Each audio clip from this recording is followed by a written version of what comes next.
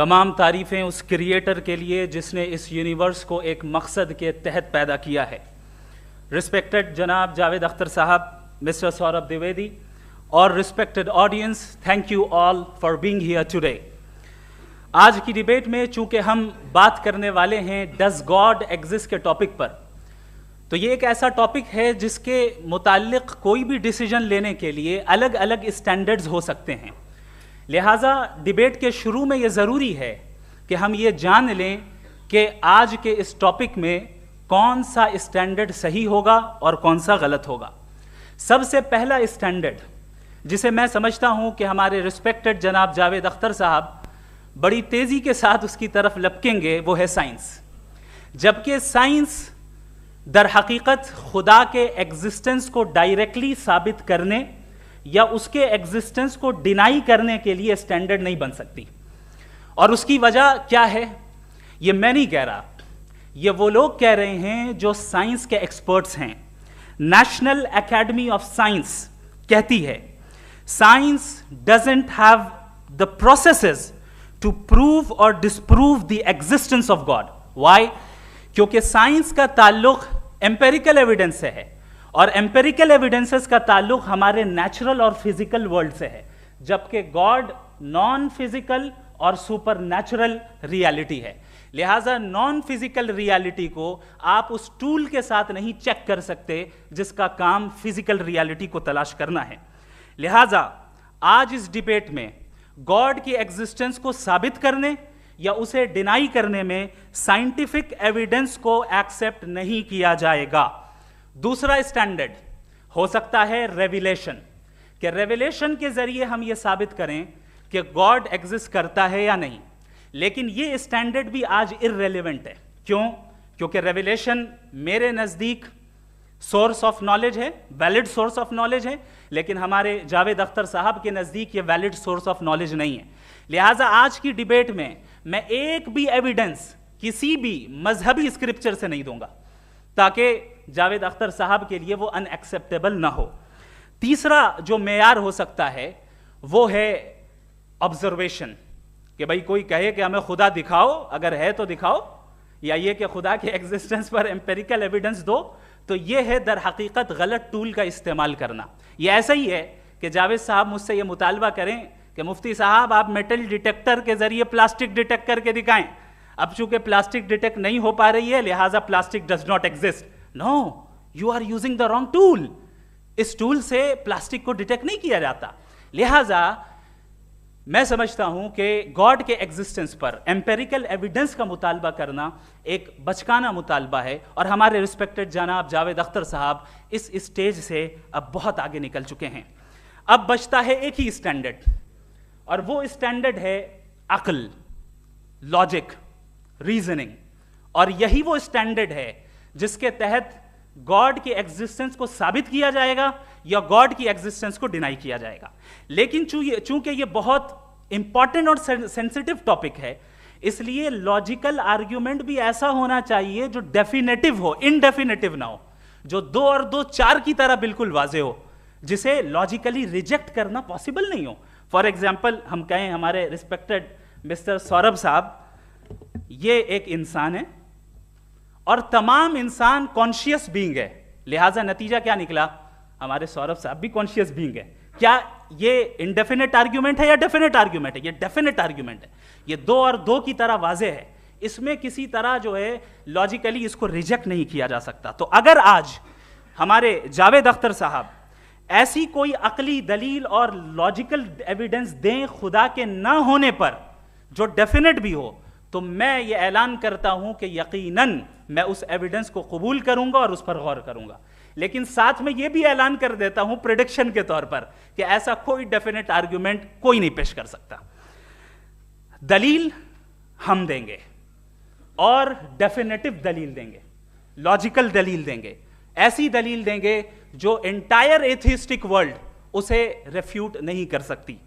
चलें अब हम एक एग्जाम्पल सोचते हैं, एक सिनेरियो, सिंपल सिनेरियो, तमाम ऑडियंस से गुजारिश है, हम और आप एक आइसोलेटेड आइलैंड पर हैं, ऐसा आइलैंड जहां पे हमसे पहले कोई कभी नहीं गया। चलते चलते आपके सामने अचानक आपने देखा एक पिंक कलर की बॉल पड़ी हुई है, सबसे पहला सवाल आपके जहन में क्या आएगा कि ये बॉल यहां क्यों आई, कैसे आई, ये पिंक कलर की ही क्यों है, कोई और कलर भी हो सकता था, ये इसी शेप में क्यों है, कोई और शेप भी हो सकता था। नेचुरली आप इस तरफ पहुंचेंगे कि कोई ना कोई है जिसने इन स्पेसिफिक प्रॉपर्टीज के साथ इस बॉल को बनाया है और यहां पे रखा है। चूंकि आप जानते हैं कि ये जो बॉल है इसका एग्जिस्ट करना जरूरी नहीं है, ये एग्जिस्ट कर भी सकती थी, नहीं भी कर सकती थी, और एग्जिस्ट करना ही था तो किसी और फॉर्म में करती, किसी और कलर में करती। अब आप इस बॉल को एक्सपैंड करते चले जाएं, एक्सपैंड करते चले जाएं, एक्सपैंड करते चले जाएं, यहां तक कि ये बॉल यूनिवर्स के साइज की हो जाए। बताइए कि क्या साइज के बढ़ जाने से सवाल बदल जाएगा? हरगिज नहीं बदलेगा। अभी भी सवाल रहेगा, ये यूनिवर्स कहां से आया, इन स्पेसिफिक प्रॉपर्टीज के साथ कहां से आया, क्यों आया, किसने बनाया, यह सवाल उस वक्त भी वैलिड रहेगा। लेकिन यह सवाल अगर हम जनाब जावेद अख्तर साहब से करें तो चूंकि इनका वर्ल्ड व्यू एथिस्टिक है, और सिर्फ इनका नहीं, मतलब जितने भी एथिस्ट हैं और एथिस्टिक वर्ल्ड व्यू को रखने वाले से अगर आप ये सवाल करें कि ये यूनिवर्स कहां से आया, तो इनका जवाब या तो आर्ग्यूमेंट फ्रॉम इग्नोरेंस होगा या डॉगमेटिक होगा। या तो ये कहेंगे कि मुझे नहीं पता कि ये कहां से आया, लिहाजा गॉड डज नॉट एग्जिस्ट, ये आर्ग्यूमेंट फ्रॉम इग्नोरेंस है, या ये कहेंगे कि ये यूनिवर्स खुद ब खुद बन गया। इसका मतलब ये है कि उस बॉल को भी खुद ब खुद बन जाना चाहिए, लेकिन बॉल के ताल्लुक से ये एक्सप्लेनेशन एक्सेप्ट नहीं की जाएगी कि ये खुद ब खुद बन गई, लेकिन यूनिवर्स के ताल्लुक से कर दिया जाएगा। इसे हम दूसरे अल्फाज में डॉगमा भी कह सकते हैं। दूसरी चीज, हमारे जावेद अख्तर साहब जरूर गॉड ऑफ गैप्स की मिसाल भी जरूर देंगे, और मिसाल देंगे कि पहले ज़माने में बिजलियां कड़कती थी तो लोगों ने किसी एक खुदा की तरफ, और बारिश होती थी तो दूसरे खुदा की तरफ मंसूब कर दिया, उनके पास दलील नहीं थी। यह हमारा वर्ल्ड व्यू है ही नहीं, यह हमारा वर्ल्ड व्यू है ही नहीं, क्योंकि नेचुरल फिनोमेना के प्रोसेस की इंटरप्रिटेशन को जान लेने से यह कहां से साबित हो गया कि गॉड एग्जिस्ट नहीं करता है। इस पर मैं इंशाअल्लाह अभी आगे बात करूंगा। आप हजरात ये भी देखेंगे, और मैं ये एक्सपेक्ट करता हूं कि हमारे रिस्पेक्टेड जनाब जावेद अख्तर साहब जरूर इमोशनल आर्ग्यूमेंट्स भी देंगे, जो कि एक लॉजिकल फेलेसी है जब बात आती है ट्रुथ को डिसाइड करने में। क्यों? मिसाल के तौर पर वो कहेंगे कि अगर गॉड है तो ईविल क्यों एग्जिस्ट करता है, जबकि मैं कहता हूं ईविल का एग्जिस्ट करना गॉड के एग्जिस्ट करने की दलील है, उसके खिलाफ नहीं है। चूंकि अगर गॉड है तो हम सब उसके सामने अकाउंटेबल हैं, और अगर हम अकाउंटेबल हैं तो अकाउंटेबिलिटी के लिए ईविल का मौजूद होना जरूरी है, उसके बगैर हम अकाउंटेबल नहीं हो सकते। और अगर हम अकाउंटेबल नहीं हैं तो हम जनाब जावेद अख्तर साहब से पूछेंगे कि आप बताएं कि फिर सफरिंग इस दुनिया में क्यों है? अगर खुदा नहीं है तो सफरिंग क्यों है? और उन लोगों के जज्बे का क्या जिनके अंदर सफरिंग के बाद इंतकाम लेने का जज्बा पाया जाता है और वो इस दुनिया से ऐसे ही चले गए, क्या उनकी सारी तकलीफें बेकार चली जाएंगी? अब आ जाएं उसी एग्जाम्पल की तरफ कि बॉल, मुझसे अगर कोई पूछे इस बॉल को किसने बनाया और या इस एक्सपेंडेड बॉल को किसने बनाया, मैं कहूंगा कि चूंकि ये यूनिवर्स और इस यूनिवर्स की तमाम चीजें कॉन्टिंजेंट हैं। कॉन्टिंजेंट होने का मतलब ये होता है कि जो अपने एग्जिस्टेंस पे किसी के ऊपर डिपेंड करती हो, तो जाहिर है ये यूनिवर्स कॉन्टिंजेंट है। और अगर कोई चीज कॉन्टिंजेंट नहीं है तो मैं रिक्वेस्ट करूंगा कि मुझे दिखा दें कि कौन सी चीज यूनिवर्स में कॉन्टिंजेंट नहीं है, हम भी जरा गौर कर लें और हम भी देख लें।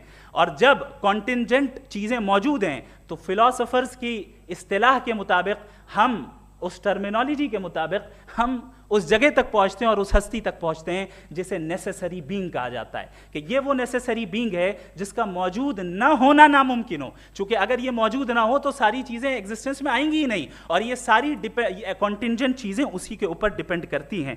अब अगर आप ये सवाल करते हैं कि फिर उस हस्ती को किसने बनाया, फिर उसका कॉज क्या है, फिर उसका कॉज क्या है, फिर उसका कॉज क्या है, और एंडलेसली चले जाएं, इसे हम कहते हैं इन्फिनिट रिग्रेस ऑफ कॉजेज, जो कि लॉजिकल फेलेसी है।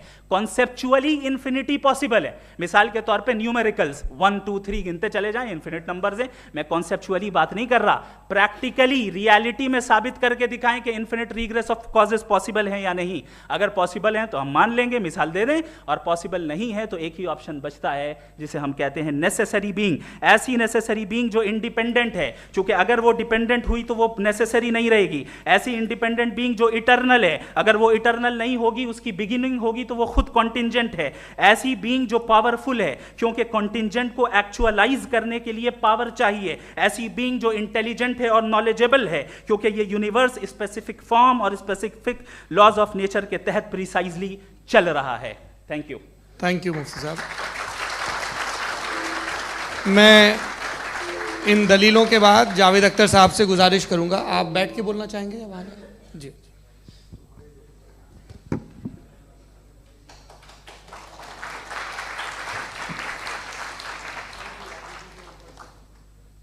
पहले तो मैं मुफ्ती साहब को एक अच्छी खबर देना चाहूँगा कि मेरी नॉलेज साइंस के बारे में बड़ी मामूली है, तो आप फिक्र ना करें उसकी, लेकिन कुछ कॉमन सेंस है मुझ में। देखिए, ये खुदा का तस्वुर कोई नया तस्वुर नहीं है, ये सदियों से रहा है। ये कुछ रिलीजन 3000 साल पुराने होंगे, 4000 साल पुराने होंगे, लेकिन इंसान कोई 10,000 12,000 साल से एग्जिस्ट करता है होमोसेपियन की शक्ल में, और हमेशा कुछ ना कुछ मज़हब रहे। ये मज़हब जाहिलों के नहीं थे, ये मज़हब एक ऐसी ग्रीक सोसाइटी के थे जहाँ बड़े बड़े फिलोसफर्स पैदा हुए। ये मज़हब इजिप्शियंस के थे जिन्होंने पिरामिड्स बनाए थे। ये रोमन्स के थे कि जिनका आर्किटेक्चर और सेनेट यानी पहली बुनियाद डेमोक्रेसी की लिमिटेड थी, मगर डेमोक्रेसी थी, ये उन लोगों ने किए थे। तो इनका जो जुपिटर था, रा था, ज़्यूस था, उन्हें उस पर इतना ही एतमाद था जितना आज किसी मजहबी आदमी को अपने खुदा पे होगा। क्रिश्चियनिटी आने से पहले यूरोप में एक मज़हब था जर्मेनिक रिलीजन, उसका एक खुदा था, उसकी एक बीवी थी, उसके 2 बेटे थे, एक बेटी थी। फिर जर्मनी में जब यूरोप में क्रिश्चियनिटी आई तो वो खुदा, उसकी बीवी और पूरे ख़ानदान चला गया। तो हमने, अगर हम हिस्ट्री देखें तो खुदा जो हैं वो ज़्यादातर फ़नी हैं, वो हमेशा रहे नहीं। और वो जो लोग इन्हें मानते थे उनको आप कहें वो तो जाहिल थे, उन्हें तो कुछ पता ही नहीं था, ऐसा नहीं है। वो अपने वक्त में बड़े काबिल लोग थे और अपने वक्त में उन्होंने बड़े बड़े काम किए हैं, फिलोसफर्स थे, साइंटिस्ट थे, लेकिन उनका मज़हब कहाँ गया, उनके खुदा कहाँ गए? आज जो खुदा हैं दुनिया में लोग उन्हें मानते हैं। आपको क्या मालूम कि कितने बरसों के बाद क्या होने वाला है? हम यूरोप में देखते हैं तो चर्च खाली हैं। तो वक्त के साथ चीज़ें बदलती हैं। जहाँ तक इसका ताल्लुक़ है मज़हबों का, हर मज़हब आपसे एक चीज़ मांगता है, फेथ। ये फेथ क्या चीज़ होती है? What is the difference between faith and belief? ये तो बहुत ही अहमक़ाना बात होगी कि कोई आदमी कहे साहब अगर खुदा है तो मुझे दिखाइए। ये तो जाहिलाना बात हुई। मैंने तो नॉर्थ पोल नहीं देखा है, मगर मैं मानता हूँ कि नॉर्थ पोल है। मैं क्यों मानता हूँ? इसलिए कि अगर ये दुनिया राउंड है तो उसका कोई टॉप होगा। कुछ लोग हैं जो वहाँ गए भी हैं, कॉमन सेंस कहता है कि ऐसा होगा, सबूत है, गवाह है, रीज़न है। तो ये मेरा फेथ नहीं है। तो फेथ में और बिलीफ में डिफरेंस क्या है? जो मज़हब मांगता है आपसे, हर मज़हब फेथ मांगता है। फेथ का मतलब ये है कि ना कोई गवाह हो, ना कोई सबूत हो, ना कोई रैशनल हो, ना कोई लॉजिक हो, ना कोई प्रूफ हो, मगर तुम एक बात को मानो। ये है फेथ। वरना बिलीफ होता। अगर इसमें कुछ भी सबूत होते, गवाह होते, तो फिर इसे आप बिलीफ कहते। जैसे मेरा बिलीफ है कि नॉर्थ पोल है, मेरा फेथ थोड़ी है। फेथ इन तमाम शर्तों को रद्द करता है। तो फिर स्टुपिडिटी क्या है? अगर मैं एक बात ऐसी मानूं जिसकी ना कोई लॉजिक है, ना कोई रैशनल है, ना कोई प्रूफ है, ना कोई गवाह है, ना कोई सबूत है, और मैं उसे मानूं, तो ये स्टुपिडिटी हुई। इसे ही भाई कल को मैं यकीन कर लूँ कि एलॉन मस्क जो है मेरा भाई है, तो मुझे इंतहाई खुशी होगी, सुकून भी बहुत मिलेगा मुझे। लेकिन और कहे भाई क्यों मानते हो, क्या सबूत है? भाई वो तो अमेरिकन है और तुम तो इंडियन हो, वो तो नस्ल अलग है, तुम्हें कभी मिले भी नहीं। साहब देखिए, मेरा फेथ है, इस पर बात ना किया। फेथ का मतलब ही यह है कि आप प्रूव नहीं कर सकते। अगर आप प्रूव कर सकते हो तो फेथ की ज़रूरत ही नहीं, फिर तो आप बात करेंगे, आप कितनी बहस कर लीजिए। अल्टीमेटली दुनिया का हर मज़हब फेथ पे टिका है, और फेथ का मतलब है एक ऐसा यकीन जिसका कोई सबूत, कोई गवाह, कोई रैशनल नहीं। अब आप ये कहें, क्या आप ये क्यों कह रहे हैं कि साहब ये कायनात किसने बनाई? कमाल ये है कि आपने बताया कि एक आइलैंड पे गए और एक बॉल देखी। आपने ये नहीं कहा कि आइलैंड किसने बनाया, आपको सिर्फ बॉल पे हैरत हुई। हमने आइलैंड पे हमने हैरत नहीं की, होते हैं आइलैंड। इसी तरह ये आइलैंड है, सितारे, ये गैलेक्सीज, ये सब आइलैंड हैं, खला में। हम उन्हें टेकन फॉर ग्रांटेड लेते हैं, हम पूछते नहीं किसने बनाए। आपने जजीरे के बारे में भी नहीं पूछा है। मेरी पैदाइश कैसे हुई? क्या मैं प्लान्ड पैदा हुआ था? I was plan to be born, या एक लकी स्पर्म था जो किसी एग से चिपक गया? मेरी पैदाइश रैंडम। और इंसाफ जिसे आप कहते हैं, इंसाफ का तो नेचर से कोई वास्ता ही नहीं है। जो आप कहते हैं कि एक दिन इंसाफ मिलेगा, इंसाफ is a human concept, nature में कोई इंसाफ नहीं। अगर शेर हिरन को खा जाता है तो उसे कोई सजा नहीं मिलती। अगर एक आंधी आती है और हरे भरे पेड़ों को उखाड़ के फेंक देती है तो आंधियों की जेल नहीं होती है। नेचर में इंसाफ नहीं, इसलिए मुझे नेचर को इंसाफ की जरूरत भी नहीं। नेचर तमाम एक है। अब हम कहें कि साहब ये देखिए जो मैंने खाना खाया था, ये मेरी आंख तो नहीं यूं कर दिया उसे, तो इसे सजा मिलनी नहीं, वो सिस्टम है, ऐसे ही चल रहा है। नेचर बगैर इंसाफ के है। इंसाफ इज अ ह्यूमन कॉन्सेप्ट। तो जो आपसे कहता है कि मैं तुम्हें इंसाफ दूंगा, वो इंसानी जहन की पैदावार है। ये नेचुरल है ही नहीं, ये आसमानी है ही नहीं। नेचर का तसव्वुर, इंसाफ का तसव्वुर। भाई आप साथ मिलते हैं, अब आप लेफ्ट हैंड ड्राइव करते हैं, ये क्या है? तमाम सच, तमाम नेकी, तमाम शराफत लेफ्ट हैंड ड्राइव है। वरना क्या होगा, या तो आप क्रॉस कर देंगे, आपका एक्सीडेंट हो जाएगा, या आप किसी को मार देंगे, या ट्रैफिक जैम हो जाएगा। झूठ, बेईमानी, रिश्वतखोरी, ये तमाम जो है driving on the wrong side है। इसके ऊपर कुछ नहीं। ये तो हमने बनाया, जैसे हमने लेफ्ट हैंड ड्राइव बनाई है। ये कॉन्सेप्ट ऑफ इंसाफ जो है ये हमारा है, इसका नेचर से कोई वास्ता नहीं। शेर खा जाता है हिरन को, उसे जेल होती है क्या? कुछ भी नहीं, है ही नहीं। तो ये जो दुनिया के रिलीजन प्रॉमिस करते हैं आपसे इंसाफ, इसी से मालूम होता है कि ये मैन मेड है। ये तसव्वुर कहीं और का है ही नहीं। जो नेचर है, कुछ लोग कहते हैं नेचर ही खुदा है, तो नेचर में तो इंसाफ नहीं कहीं। और आप वादा कर रहे हैं कि तुम्हें मरने के बाद इंसाफ मिलेगा। मुझे अगर मिलेगा तो मैं बहुत खुश होऊंगा, लेकिन मैं यकीन नहीं कर पाता हूँ, इसलिए कि मैं फेथ नहीं पैदा कर सकता। The very fact that religions demand faith, इसका मतलब है कि उनके पास जस्टिफिकेशन नहीं है। अच्छा था, फिर रिलीजन अगर मॉडरेशन में है, कोई सा भी नहीं, वो आप में कुछ खूबियाँ भी पैदा करता होगा। देखिए उससे ये फ़ायदा है, वो फ़ायदा है। अल्कोहल जो है वो ज़्यादातर दवाओं में यूज़ होती है, और एक सर्वे किया गया था अमेरिका में कि लॉन्जिटिविटी किन लोगों की है। तो एक तरफ वो लोग थे जो शराब पीते ही नहीं थे, और एक तरफ वो थे जो एक बोतल शराब रोज़ पीते थे। सबसे ज़्यादा लंबी उम्र उनकी है जो 2 पैग नाप के शराब पीते हैं और खाना खाते हैं। मगर हम शराब को बुरा समझते हैं, मैं भी बुरा समझता हूँ। क्यों? ऐसा होता नहीं। कुछ चीज़ों में आदत होती है कि वो बढ़ती है।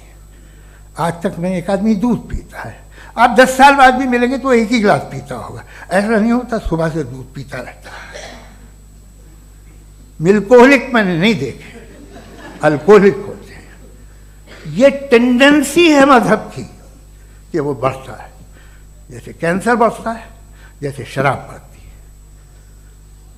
कुछ लोग होंगे जो उसे सही तरह से यूज़ करते हैं। मुझे यकीन है कि हमारे मुफ्ती साहब भी उनमें से एक, इनसे बहुत खुशी हुई मुझे इनसे मिलकर। लेकिन कितने लोग हैं कि आज आप देखते हैं दुनिया में जो तबाहियाँ हैं, इनमें कितना हाथ है उन लोगों का जो बिलीवर कहते था मजहब ये नहीं कहता, ना कहता होगा, मगर जब ये मजहब पीते हैं तो ऐसे बिहेव करते हैं। थोड़ा सा अगर हो तो शायद बहुत अच्छी बात, लेकिन शराब थोड़ी सी नहीं रहती, उसमें टेंडेंसी है पहले। थोड़ा सा अगर 2-3 कैंसर के सेल हो ना बॉडी में तो आदमी स्लिम रहेगा, लेकिन वो 2-3 सेल नहीं रहते, वो मल्टीप्लाई होते हैं। जावेद साहब टाइम पूरा हो गया। टाइम हो गया तो बस बात खत्म हो गई। अच्छा, मुझे कुछ और कहने को था भी नहीं। जी, मैं पहले जवाबी दौर के लिए इनवाइट कर रहा हूँ मुफ्ती साहब को। Your rebuttal round 1, you have 7 minutes.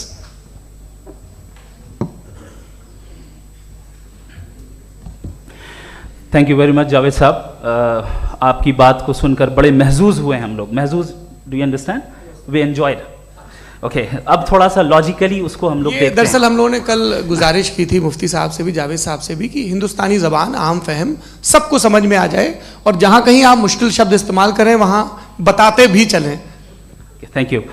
तो सबसे पहले हमारे रिस्पेक्टेड जावेद साहब ने हवाला दिया कि खुदा फ़ानी है।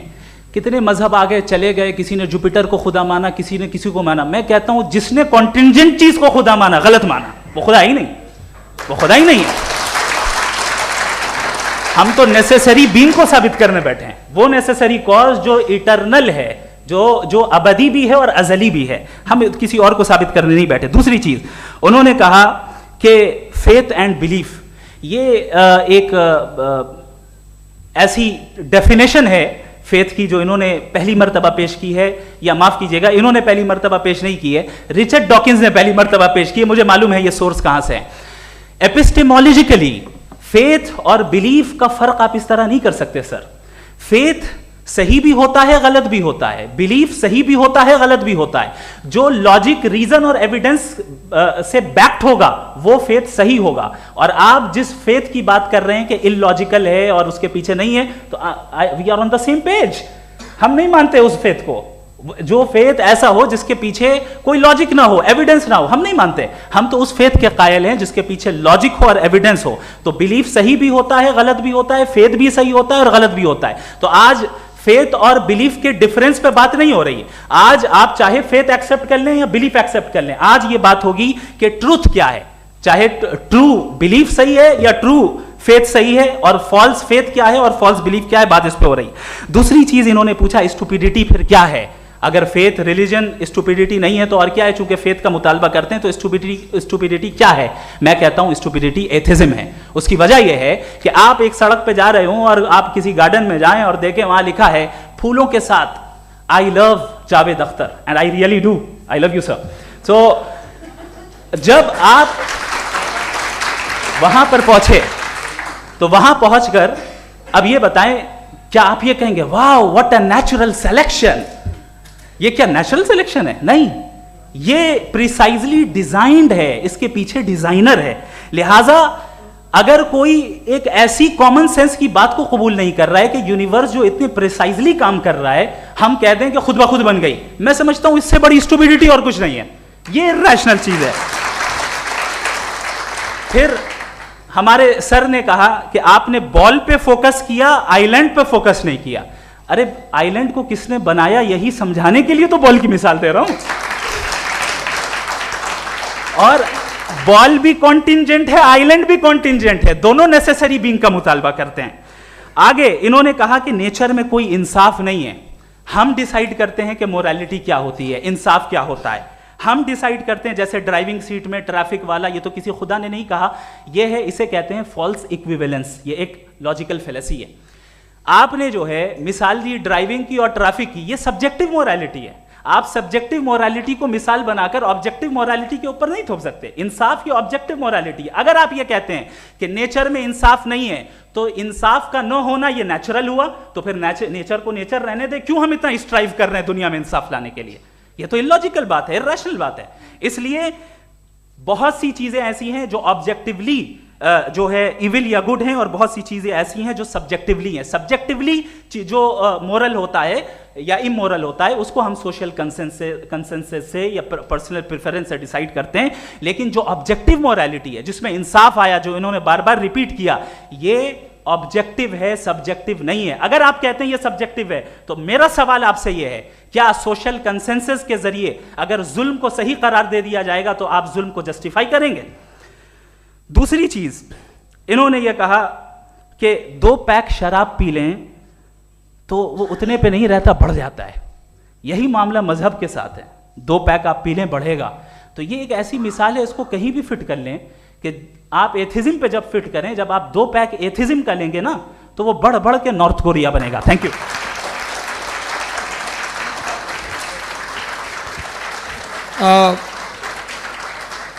फर्स्ट राउंड के रिबटल के लिए मैं जावेद साहब को इनवाइट कर रहा हूं। आपके पास 7 मिनट का वक्त है, रीसेट कर दीजिएगा प्लीज। मुझे इस बात की खुशी है कि मुफ्ती साहब ने भी मान लिया कि नेचर में कोई इंसाफ नहीं है। तो कोई भी चीज़ जो इंसान ने नहीं बनाई है उसमें इंसाफ नहीं होता है। एक बात मैं आपसे अर्ज़ करूँ, जरा पता लगा लीजिएगा, ये जो आप बाग में जाते हैं बेहद खूबसूरत फूल देखते हैं ना, इनमें से कोई नेचुरल नहीं है। ये सारे फूल क्रॉस करके बनाए गए हैं। जो जंगल में फूल होते हैं नहायत मामूली होते हैं, ये फूल इंसानों ने बनाए हैं। जो आप बाग में देख के वाह वाह कहते हैं, ये इंसानों के बनाए हुए हैं। डिफरेंट फूलों को क्रॉस करके, डेवलप करके, फिर क्रॉस करके इस तरह से बनाए गए। नेचुरल फ्लावर नहीं। किसी जंगल वीरान में जाके आप गुलाब के फूल नहीं देखेंगे। ये सब बनाए हुए इंसान ने, बहुत से काम इंसान ने किए हैं। बाकी है कि आपने मेरी एक बात का जवाब नहीं दिया, जिससे मुझे शिकायत है कि फेथ क्या है और आप फेथ मांगते क्यों हैं मुझसे? आप तो लॉजिकल हैं, आपके पास तो सारे रैशनल्स हैं, आपके पास सारे सबूत हैं, तो आपको फेथ की डिमांड क्यों करते हैं कि भाई तुम सरेंडर कर दो और सवाल मत करो? कोई मजहब सारे सवाल करने की इजाज़त नहीं देता है और मना करता है कि ज़्यादा सवाल ना करो, बहक जाओगे तुम। आप क्यों रोकते हैं? हकीकत यह है कि इंसानी तारीख क्या है। इंसानी तारीख ये है कि दुनिया में 2 तरह के लोग हुए।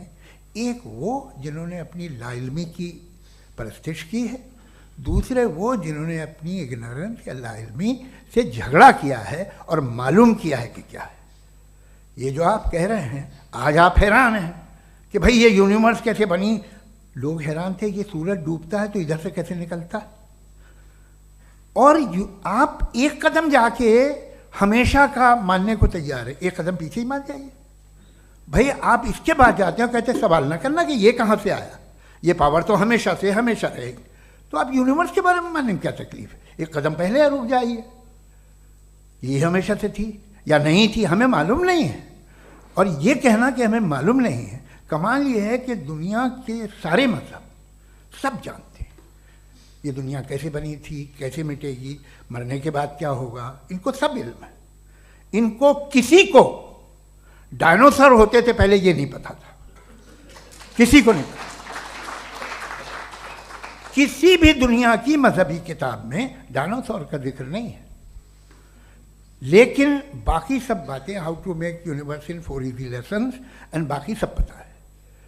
जिसको सब पता है वो गड़बड़ है। हम में ये इंकिसार, ये ह्यूमिलिटी होनी चाहिए कि हम ये कहें कि हमें ये बहुत सारी बातें नहीं मालूम, लेकिन हम उनकी परस्तिश ना करें, अपनी लाइल्मी को की परस्तिश ना करें, हम उसे पता लगाने की कोशिश करें। जिस दुनिया में आप बैठे हैं सर, ये हॉल जो है, ये इलेक्ट्रिसिटी जो है, ये माइक जो है, जिस हवाई जहाज से आप आए थे, वो जिस कार से आप यहाँ आए हैं, ये सब उन लोगों की बनाई हुई है जिन्होंने सवाल किए थे। ये दुनिया जिसमें आप आज आराम से हैं, ये उन लोगों की बनाई है कि जिन्होंने सवाल किए थे। और हर स्टेज पे इन सवालों को मकरूह कहा गया था, गलत कहा गया था। आप ज़रा तारीख पढ़िए, एक बड़ी दिलचस्प किताब है बर्ट्रैंड रसेल की, जिसमें उसने रिलीजन एंड साइंस कि कब से रिलीजन जो है साइंस के अगेंस्ट है। और हद तो यह है कि भाप के इंजन के खिलाफ थे, स्टीम इंजन के भी खिलाफ थे, और फतवे हुए उन पर, वेटिकन ने दिए। तो ये हमेशा, अभी जैसे ही ये राइट विंगर आते हैं अमेरिका में पावर में, तो वो जो अपना ये क्या बोलते हैं उसे, सीड क्या बोलते हैं, सीड क्या जो, हाँ नहीं नहीं, सीड्स जो होते हैं जिन पे आप जी नहीं भाई, वो जो ह्यूमन बॉडी के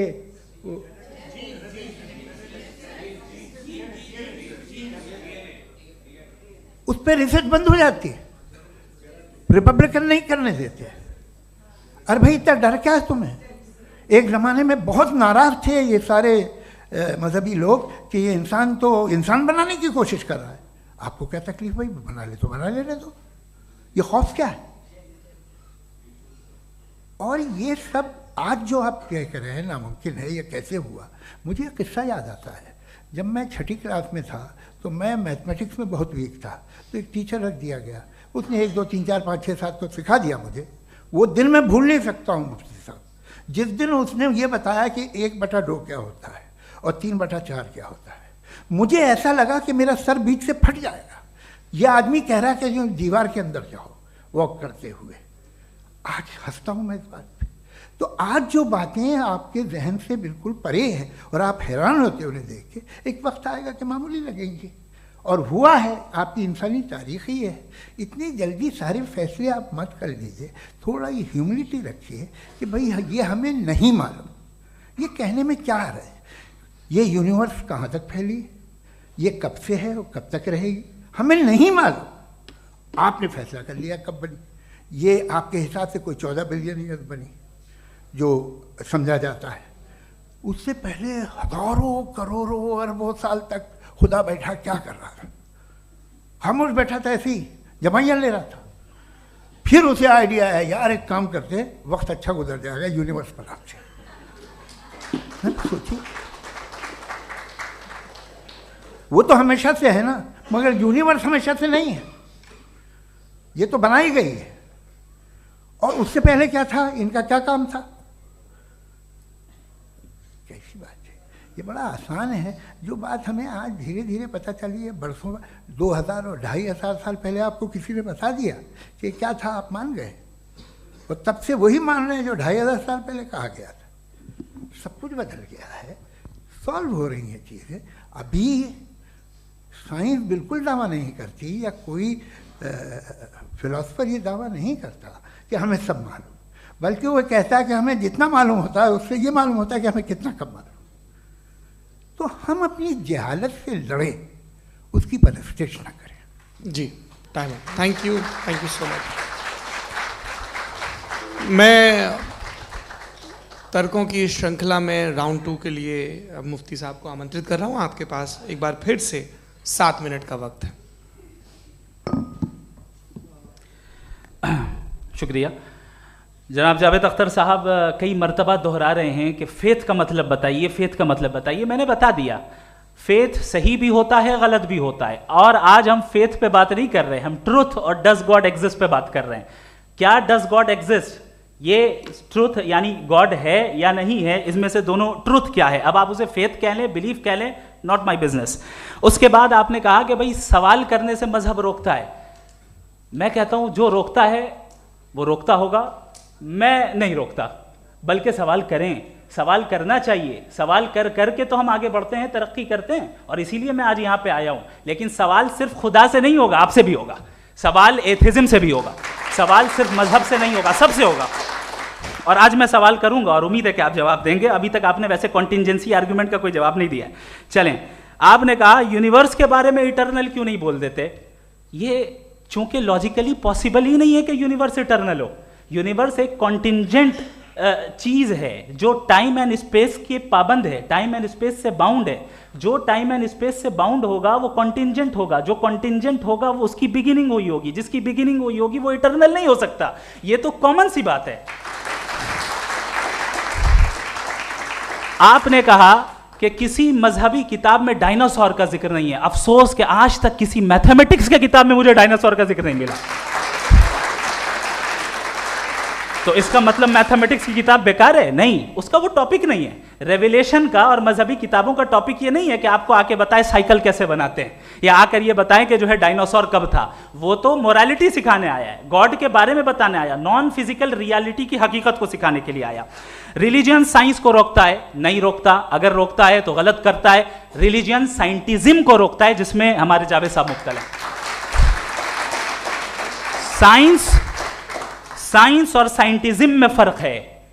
साइंटिज्म यह है कि आप समझें कि साइंस और साइंटिफिक मेथोडोलॉजी ये नॉलेज को हासिल करने का वाहिद सोर्स ऑफ नॉलेज है, यह है साइंटिज्म। हम इसे रिजेक्ट करते हैं। हम साइंस को तो तरक्की करते हैं, भाई आप हमारी पूरी तारीख कर लें, पढ़ लें तो आपको पता चल जाएगा। बहरहाल ये अलग टॉपिक है। उसके बाद इन्होंने एक लफ्ज़ कहा, वेटिकन ने फतवा दिया। वेटिकन का फतवे से कोई ताल्लुक नहीं है, दोनों कॉन्ट्राडिक्टरी अल्फाज हैं। उसके बाद उन्होंने कहा कि भाई हमें नहीं मालूम। अगर नहीं मालूम तो क्लियरली कह देना कि नहीं मालूम है, इसमें क्या हर्ज है? तो वही तो मैं कह रहा हूं ना कि आप कह दें कि नहीं मालूम, लेकिन क्लेम क्यों कर रहे हैं कि गॉड एग्जिस्ट नहीं कर रहा है? आप कह दें नहीं मालूम है, हो सकता है हो सकता ना हो, लेकिन आप क्लेम कर रहे हैं। The moment you say God does not exist, this is a claim, and now the burden of proof is upon you too, जैसे हमारे ऊपर है। और क्यों है मैं बताता हूं, क्यों है ये भी मैं बताता हूं। फिलोसॉफिकली जो क्लेम होता है ना, सिर्फ ये नहीं होता कि इंसान कहे पॉजिटिव क्लेम करे और नेगेटिव क्लेम करे तो बर्डन ऑफ प्रूफ नहीं है। आप मिसाल के तौर पे मैं कहूं कि फुला उस कमरे में कोई नहीं है, मैंने एक नॉलेज का क्लेम किया है। उस कमरे में कोई नहीं है, मैंने एक नॉलेज का क्लेम किया। या तो मैं कहूं मुझे नहीं पता, हो भी सकता है नहीं भी हो सकता है, this is not a claim.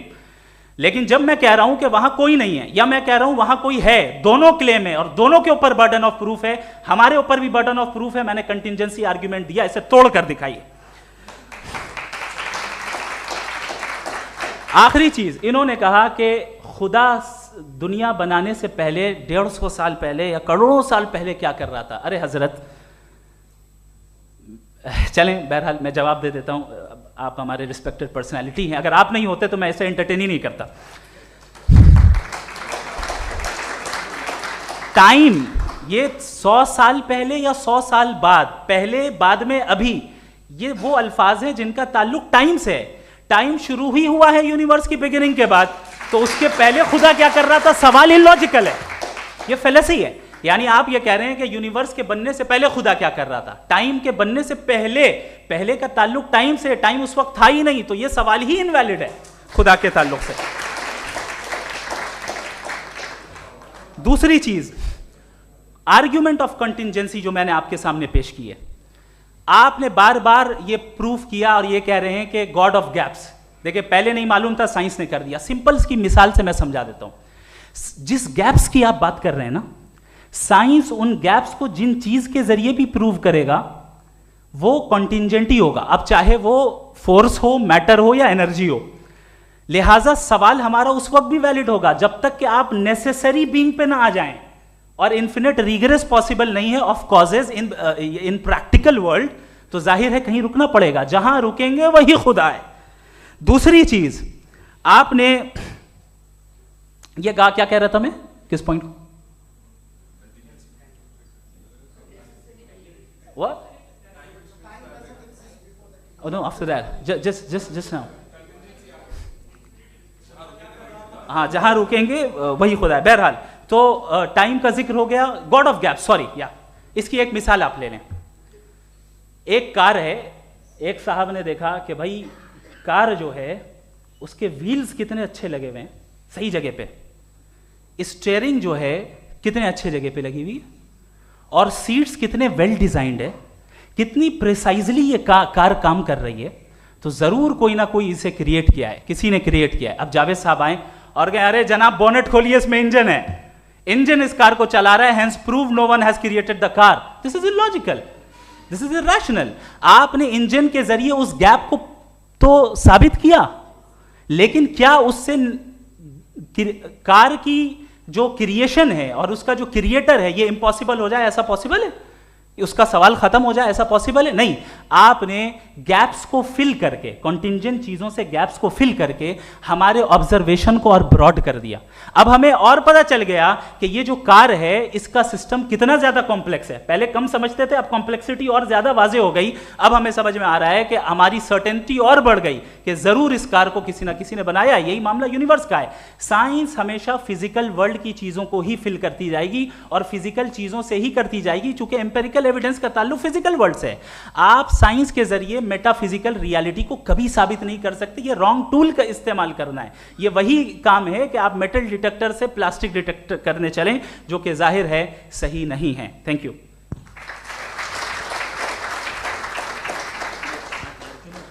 जी, ये आर्ग्यूमेंट का राउंड 2 है। हाँ। 7 मिनट है।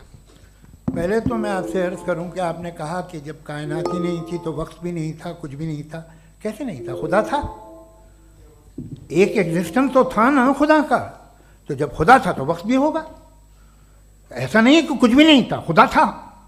अच्छा, बाकी एक आपने कहा साहब आप साबित कीजिए, आपके पास भी लॉजिक है या मेरे पास भी लॉजिक है। आप मेरा जिम्मेदारी नहीं है साबित करना कि खुदा है। बर्टन रसल ने बड़ी अच्छी बात कही। बर्टन रसल ने बड़ी अच्छी बात कही। मैं आपसे अगर ये दावा करूं कि एक चाय की केतली मरीख के चारों तरफ घूम रही है, मार्स के चारों तरफ, तो ये आपका काम नहीं है कि आप साबित करें कि कोई चाय की केतली नहीं है। ये मेरा काम है, मैंने दावा किया है। ये दावा तो मजहबी लोग करते हैं कि खुदा है। मैं क्यों साबित करूं कि नहीं है? जब तक आप मुझे कन्विंस नहीं कर देंगे मैं नहीं मानूंगा। आपकी जिम्मेदारी है, मेरी जिम्मेदारी नहीं है। दोयम ये कि ये जो आप कह रहे हैं, जो गैप्स हैं, ये गैप जब जब किसी मजहब को चैलेंज करते हैं, जब ऐसा कोई बात आती है तो हंगामा हो जाता है कि जब वो चैलेंज करें किसी फेथ को। ये तमाम साइंस जो है इसे मुख्तलिफ जगहों पे मुख्तलिफ वक्तों में मजहब ने रोकने की कोशिश की है। ये किताब है religion and science, Burton Russell की, पढ़िएगा, अच्छी लगेगी आपको। तारीख ही है साइंस, मजहब की साइंस से उसका यही रिश्ता है। अच्छा, अब ये हम सोचें कि बहरहाल ये वजूद जो है मजहब और ये बिलीव इन गॉड इंसान को बेहतर बना देता है। तो एक काम कीजिए, हिंदुस्तान वर्ल्ड का नक्शा लीजिए और मार्क कीजिए कि रिलीजन कहाँ कहाँ ज़्यादा है, कहाँ कहाँ, चाहे वो लैटिन अमेरिका हो या मिडल ईस्ट हो या फार ईस्ट हो या हिंदुस्तान के वो इलाके जहाँ मजहबियत ज़्यादा है। रख दीजिए नक्शा अलग। अब दूसरा नक्शा कि कहाँ कहाँ नाइंसाफ़ी, रिप्रेशन, औरतों के हुकूक की पामाली, जुल्म, डिक्टेटरशिप कहाँ है, नक्शा एक ही होगा। तो आप मुझे बताएं कि जो इसका तरकीब इस्तेमाल क्या है। खुदा का तरकीब इस्तेमाल तो बताइए। आप छोटी सी दवा सड़क पे बेचते हैं, उसकी भी तरकीब इस्तेमाल बताते हैं। इसके इस्तेमाल से तो फ़ायदा ही नहीं हुआ किसी को। जो सारे के सारे ख़राब मुल्क हैं, ख़राब समाज है, वो सारे जुल्म खुदा के नाम पे करते हैं। वो गलत करते हैं, सही करते हैं, मुझे क्या लेना देना उससे। इस्तेमाल से मालूम होता ना। एक विस्की की बोतल कभी शायद देखी हो आपने, लाल रंग की होती है, उस पर रोशनी और छिपड़े, इंतहाई खूबसूरत लगती है, क्या बिगाड़ रही है किसी का? उसका इस्तेमाल गलत है, इसलिए आप उसे नापसंद करते हैं। इसका इस्तेमाल गलत है, इस तसव्वुर का इस्तेमाल ही गलत है और हमेशा से गलत हुआ है। आप देख लीजिए, इंसानी तारीख देख लीजिए, आज देख लीजिए, हिंदुस्तान देखिए, दुनिया देख लीजिए, क्या हो रहा है। इसे कैसे इस्तेमाल कर रहे हैं फेथ वाले लोग? क्या फेयर हैं, जस्ट हैं, जो अपने खुदाओं पे यकीन रखते हैं? वो किस तरह के लोग हैं? वो लोगों को इंसाफ देते हैं, वो बेहतर इंसान बने। तो इस दवा का फ़ायदा क्या है? चलो बहुत फ़ायदा हो रहा तो मैं इस्तेमाल कर लूँगा, मैं मुझे तो इस दवा का कोई फ़ायदा दिखता ही नहीं। मुझे तो ऐसा लगता, मैं एक और बात बताऊं, अगर कोई आदमी मजहबी है और अच्छा आदमी है तो मैं उसकी बहुत इज्जत करता हूँ, इसलिए कि मेरा ख्याल है मजहबी आदमी का अच्छा होना मुझसे अच्छा होने से ज़्यादा मुश्किल है।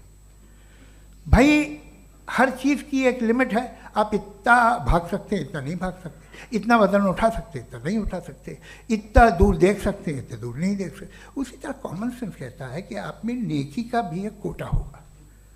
अब आप अगर सुबह जाते हैं अपनी इबादत गाह और इबादत करते हैं तो बाहर निकलते हैं तो आप तो यही महसूस करते हैं कि आपने एक बहुत अच्छा काम किया, आपकी नेकी का एक बहुत बड़ा कोटा खर्च हो गया जिससे किसी का कोई फ़ायदा नहीं।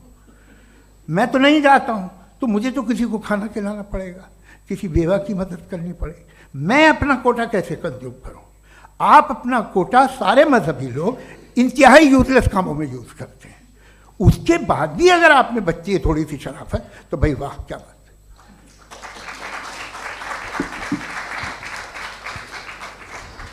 एक तो मुझे ये बात बहुत अच्छी लग रही है कि दोनों ही विद्वान समय को मानते हैं और बहुत समय से अपनी दलीलें और बाज दफ़ा समय से पहले अपनी तकरीरें पूरी करके अपनी अपनी कुर्सी पर बैठ रहे हैं। ये इस आर्ग्यूमेंट का राउंड 2 पूरा हुआ। अब रिबटल का राउंड 2 है और उसके बाद क्रॉस एग्जामिनेशन होगा। नहीं, आपका आर्ग्यूमेंट हो गया सर। हमारे यहाँ स्कूल के सिलेबस में पंच परमेश्वर कहानी पढ़ाई जाती है, प्रेमचंद जी की लिखी हुई। आप निश्चिंत रहिए, आपके कोई राउंड में मिस नहीं होने दूंगा। रिबटल का राउंड 2 मुफ्ती शमाइल नदवी साहब।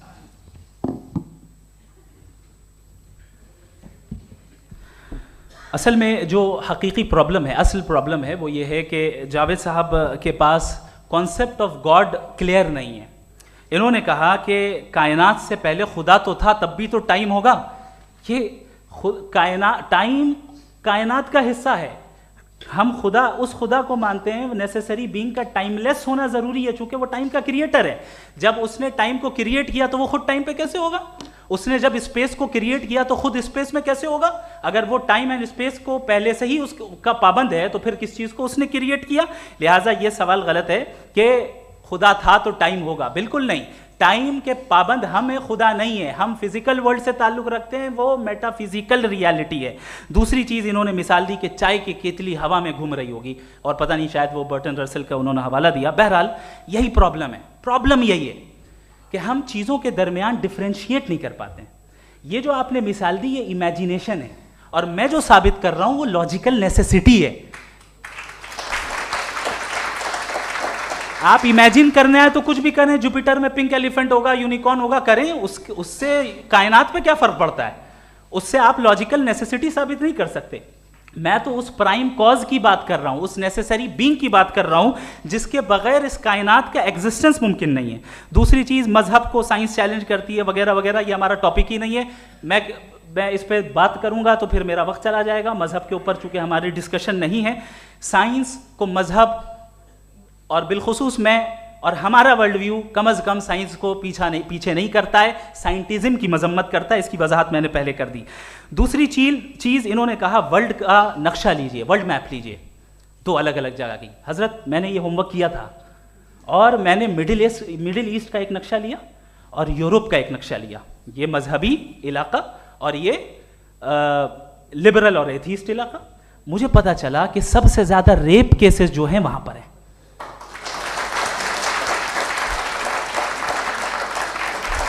मुझे ये पता चला यूएन की रिपोर्ट के मुताबिक, मैं ये अपने घर से नहीं लेके आ रहा, कि जो वर्किंग वुमेन है यूरोपियन कंट्रीज में, उसमें 81% वुमेन सेक्सुअल हैरेसमेंट का वर्क में शुमार हो रही है। ये मिडिल ईस्ट में नहीं हो रहा है, वो मजहबी लोग हैं इसलिए नहीं हो रहा है।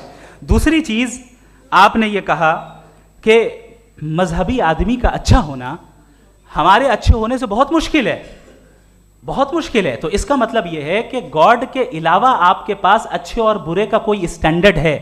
मैं चाहूंगा कि कन्वर्सेशनल स्टाइल वाली डिस्कशन और सेगमेंट पे इसी पे बात कर लेते हैं। Thank you very much.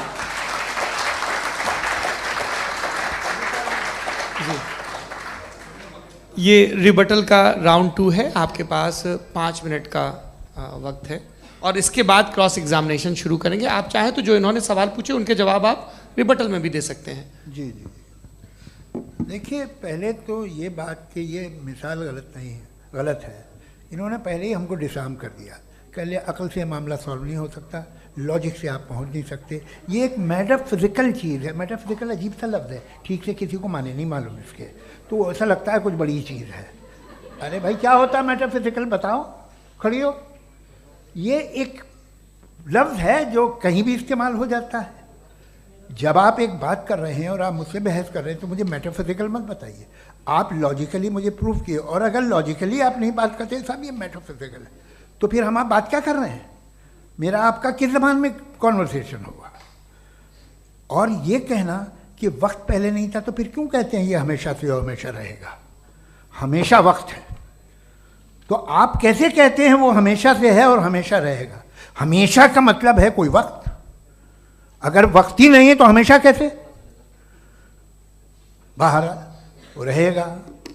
अब मैं ये देखता हूँ, आपने कहा ना कि वहाँ रेप ज़्यादा होते हैं, तो हम एक बात देखते हैं कि ये दुनिया जिस पे वो कादर मुतलक है, जिसकी मर्ज़ी के बगैर पत्ता भी नहीं हिलता, ओमनीपोटेंट है, ये दुनिया चल कैसे रही है? और इस दुनिया का हाल क्या है? 45,000 बच्चे जो 10 साल की उम्र से कम थे वो गाजा में मरे। भूख से काला हांडी में बच्चे मरते हैं और डिप्थेरिया से मरते हैं। डिप्थेरिया अजीब मर्ज है, गले में जाली बनना शुरू होती है, बच्चा नीला हो जाता है, गरीब का बच्चा, इसलिए कि उपास इलाज में। ये कादर मुतलक है जो चाहे कर दे, इससे आप दुआएं मांगते हैं हमारी ये काम कर दे वो कर दे, तो इसका मतलब डे टू डे लाइफ में वो इंटरफेयर करता है और ये देख रहा है वो। अगर वो वाकई भी है फॉर डिस्कशन सेक, तो मैं जब दुनिया देखता हूँ तो मेरे दिल में उसके लिए कोई इज्जत नहीं पैदा होती। ये क्या कर रहे हो तुम पूरे ऑल पावरफुल हो, ओमनीपोटेंट हो, ओमनी प्रेजेंट हो, तुम तो वहाँ गाजा में रहे होगे ना, तुम हर जगह हो। तुम देख रहे थे कि बच्चे की कैसे धज्जियाँ उड़ रही, तुम देख रहे थे और तुम चाहते हो मैं तुम्हारी परस्तिश करूँगा, तुम हो भी। अरे यार, इसके अच्छे तो हमारे चीफ प्राइम मिनिस्टर हैं, कुछ तो ख्याल करते हैं। कमाल है, आप किसकी इबादत कर रहे हैं? अगर वो है भी, ये दुनिया नाइंसाफी से, जुल्म से, जबर से, तशद्दुद से भरी हुई। और आप ये मत कहिएगा कि वो देख रहा है और वो बताएगा एक दिन। अगर वो देख रहा है और इंटरफेयर नहीं करता तो आप दुआ क्यों मांगते? आप कहते हैं मेरा ये काम करा दे, इसके मतलब है वो दखल दे सकता है, वो आपको नौकरी दिलवा सकता है, भले दूसरे आदमी को ना मिले, मगर आपका काम कर देगा चूंकि आपने दुआ मांगी है। तो जब वो आपको नौकरी दिला सकता है, लड़की की शादी कर सकता है, बेटे को ग्रीन कार्ड दिलवा सकता है, तो कम से कम ये जो मर रहे हैं बच्चे, इनको रोक दे, कुछ तो करे। मुझे तो दुनिया में, इस दुनिया का कोई मालिक है, इसका ओमनीपोटेंट कोई रूलर है, और ये दुनिया ऐसी चल रही है। मैं तो चाहूँगा कि भाई ना हो, अगर हो तो बड़ी शर्मिंदगी की बात है। शुक्रिया।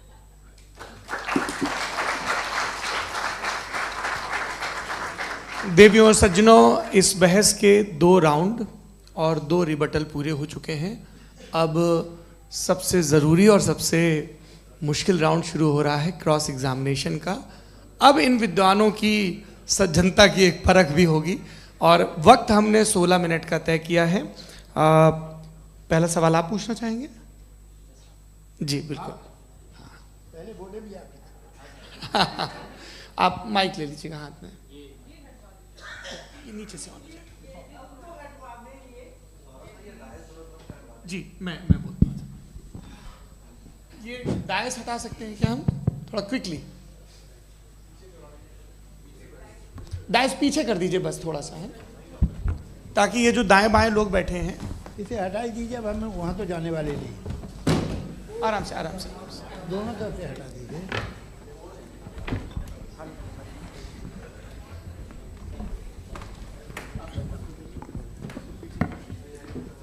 इस बीच आप लोग भी अपने अपने सवाल तैयार कर लें। ये ध्यान रखेंगे कि मैं यहाँ से सवाल लूँगा, आप लोगों को अपना हाथ ऊपर करना है, अपना नाम बताना है और अधिकतम 3 वाक्यों में अपना सवाल पूरा करना है। कई लोग सवाल की जगह भाषण देने लगते हैं, उससे आज बचना है। जी मुफ्ती साहब, पहला सवाल आपका, 16 मिनट हैं, हम दोनों लोगों के सवाल लेंगे। जी जी बहुत शुक्रिया। आपकी जो अभी बात हुई बहुत अहम थी, मैं इसको चाहूँगा कि आगे डिस्कस करूँ, लेकिन चूँकि अभी ये वो सेगमेंट है क्रॉस एग्जामिनेशन, तो सबसे पहला सवाल आपसे ये है कि जो मैं इतनी देर से कॉन्टिंजेंसी आर्ग्यूमेंट आपको बता रहा था, ये अकल से ही बता रहा था हजरत, आप ये बताएं कि आप इन्फिनिट रिग्रेस ऑफ कॉजेस को पॉसिबल मानते हैं या नेसेसरी बीइंग के एग्जिस्टेंस को सही समझते हैं? चूंकि 2 ही ऑप्शन हो सकता है, आप ये बताएं। देखिए, आपको मैं ईमानदारी से बात करूं, एक तो मैं कॉन्टिजेंसी वर्ड ठीक से समझता नहीं और इस वक्त भी जो आपने अंग्रेज़ी के अल्फाज इस्तेमाल किए वो ज़रा थोड़े से मुझे डिफ़िकल्ट और कॉम्प्लिकेटेड लगे, तो आप ज़रा सिंपल ज़बान में सवाल कर सकते हैं? बिल्कुल कर सकता हूँ जी। यूनिवर्स की हर चीज़ कॉन्टिंजेंट होने का मतलब ये है कि वो अपने एग्जिस्टेंस में किसी के ऊपर डिपेंडेड है। जो भी चीज़ डिपेंडेड होगी वो चीज़ इंडिपेंडेंट नहीं हो सकती, तो उसका कोई ना कोई कॉज होगा। तो अब आप क्या समझते हैं कि ये इन्फिनिट रिग्रेस है, यानी कॉज पर कॉज, कॉज पर कॉज, कॉज पर कॉज, और कभी कोई यानी ये एंडलेसली चलता रहा? क्योंकि अगर ऐसा होगा तो हम तो एग्जिस्टेंस में आते ही नहीं। लॉजिकली ये मुत्तफक अलैह चीज़ है, मुत्तफक अलैह, अग्रीड अपॉन। ओके,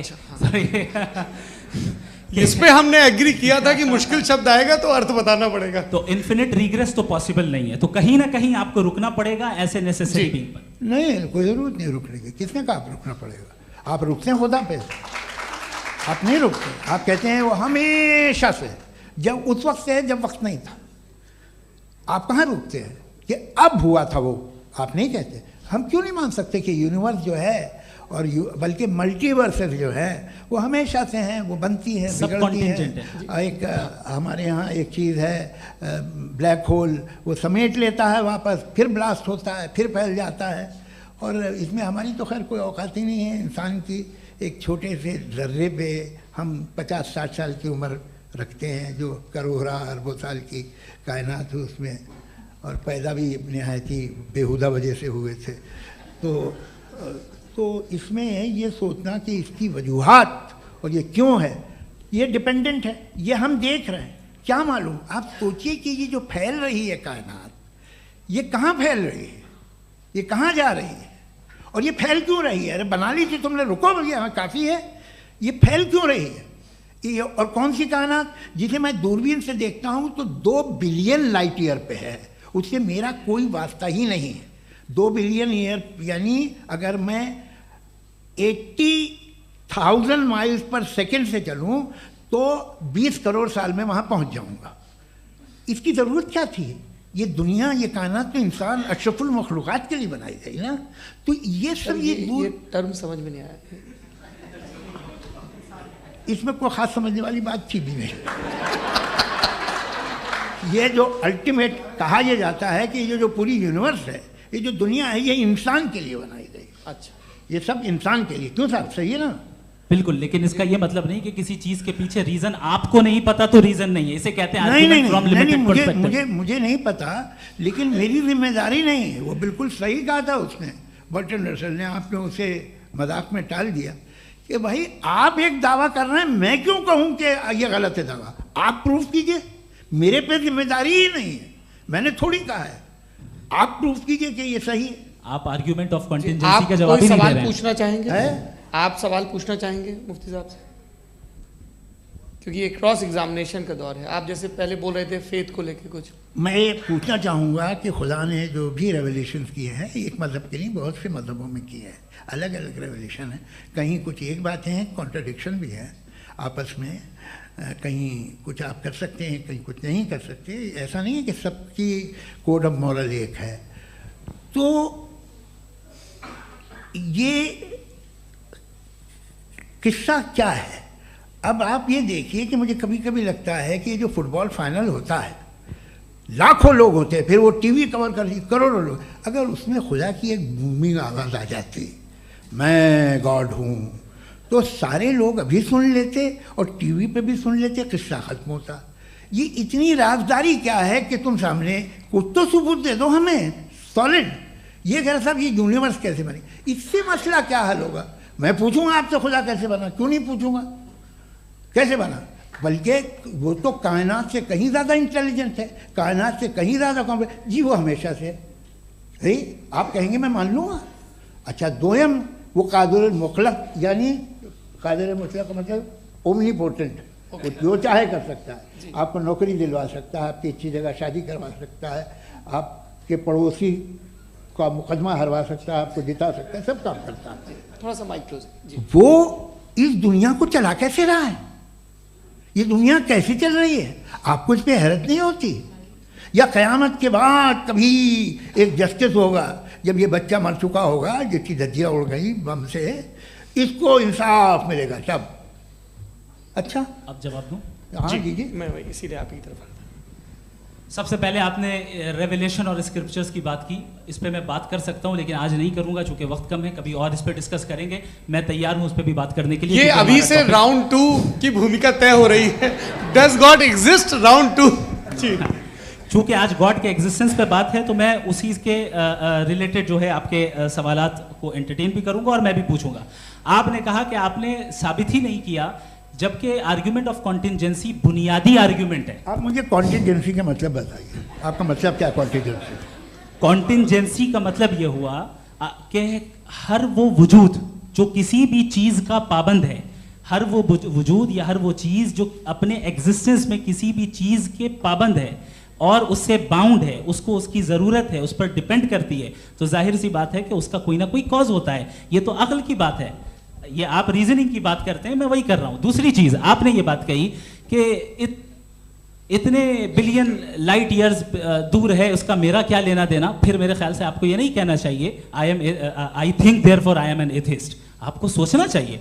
सिर्फ आप एक लिमिटेड दायरे में रहकर नहीं सोचें बल्कि बाहर निकलकर सोचें। आपने तीसरा सवाल किया, आपने 2-3 सवाल एक साथ। ऐसी बातें ना कीजिए, कुछ लोगों को इतराज हो जाएगा आप पे कि आप कुछ भी सोचें। ये इजाज़त आपको है नहीं, मुझे है।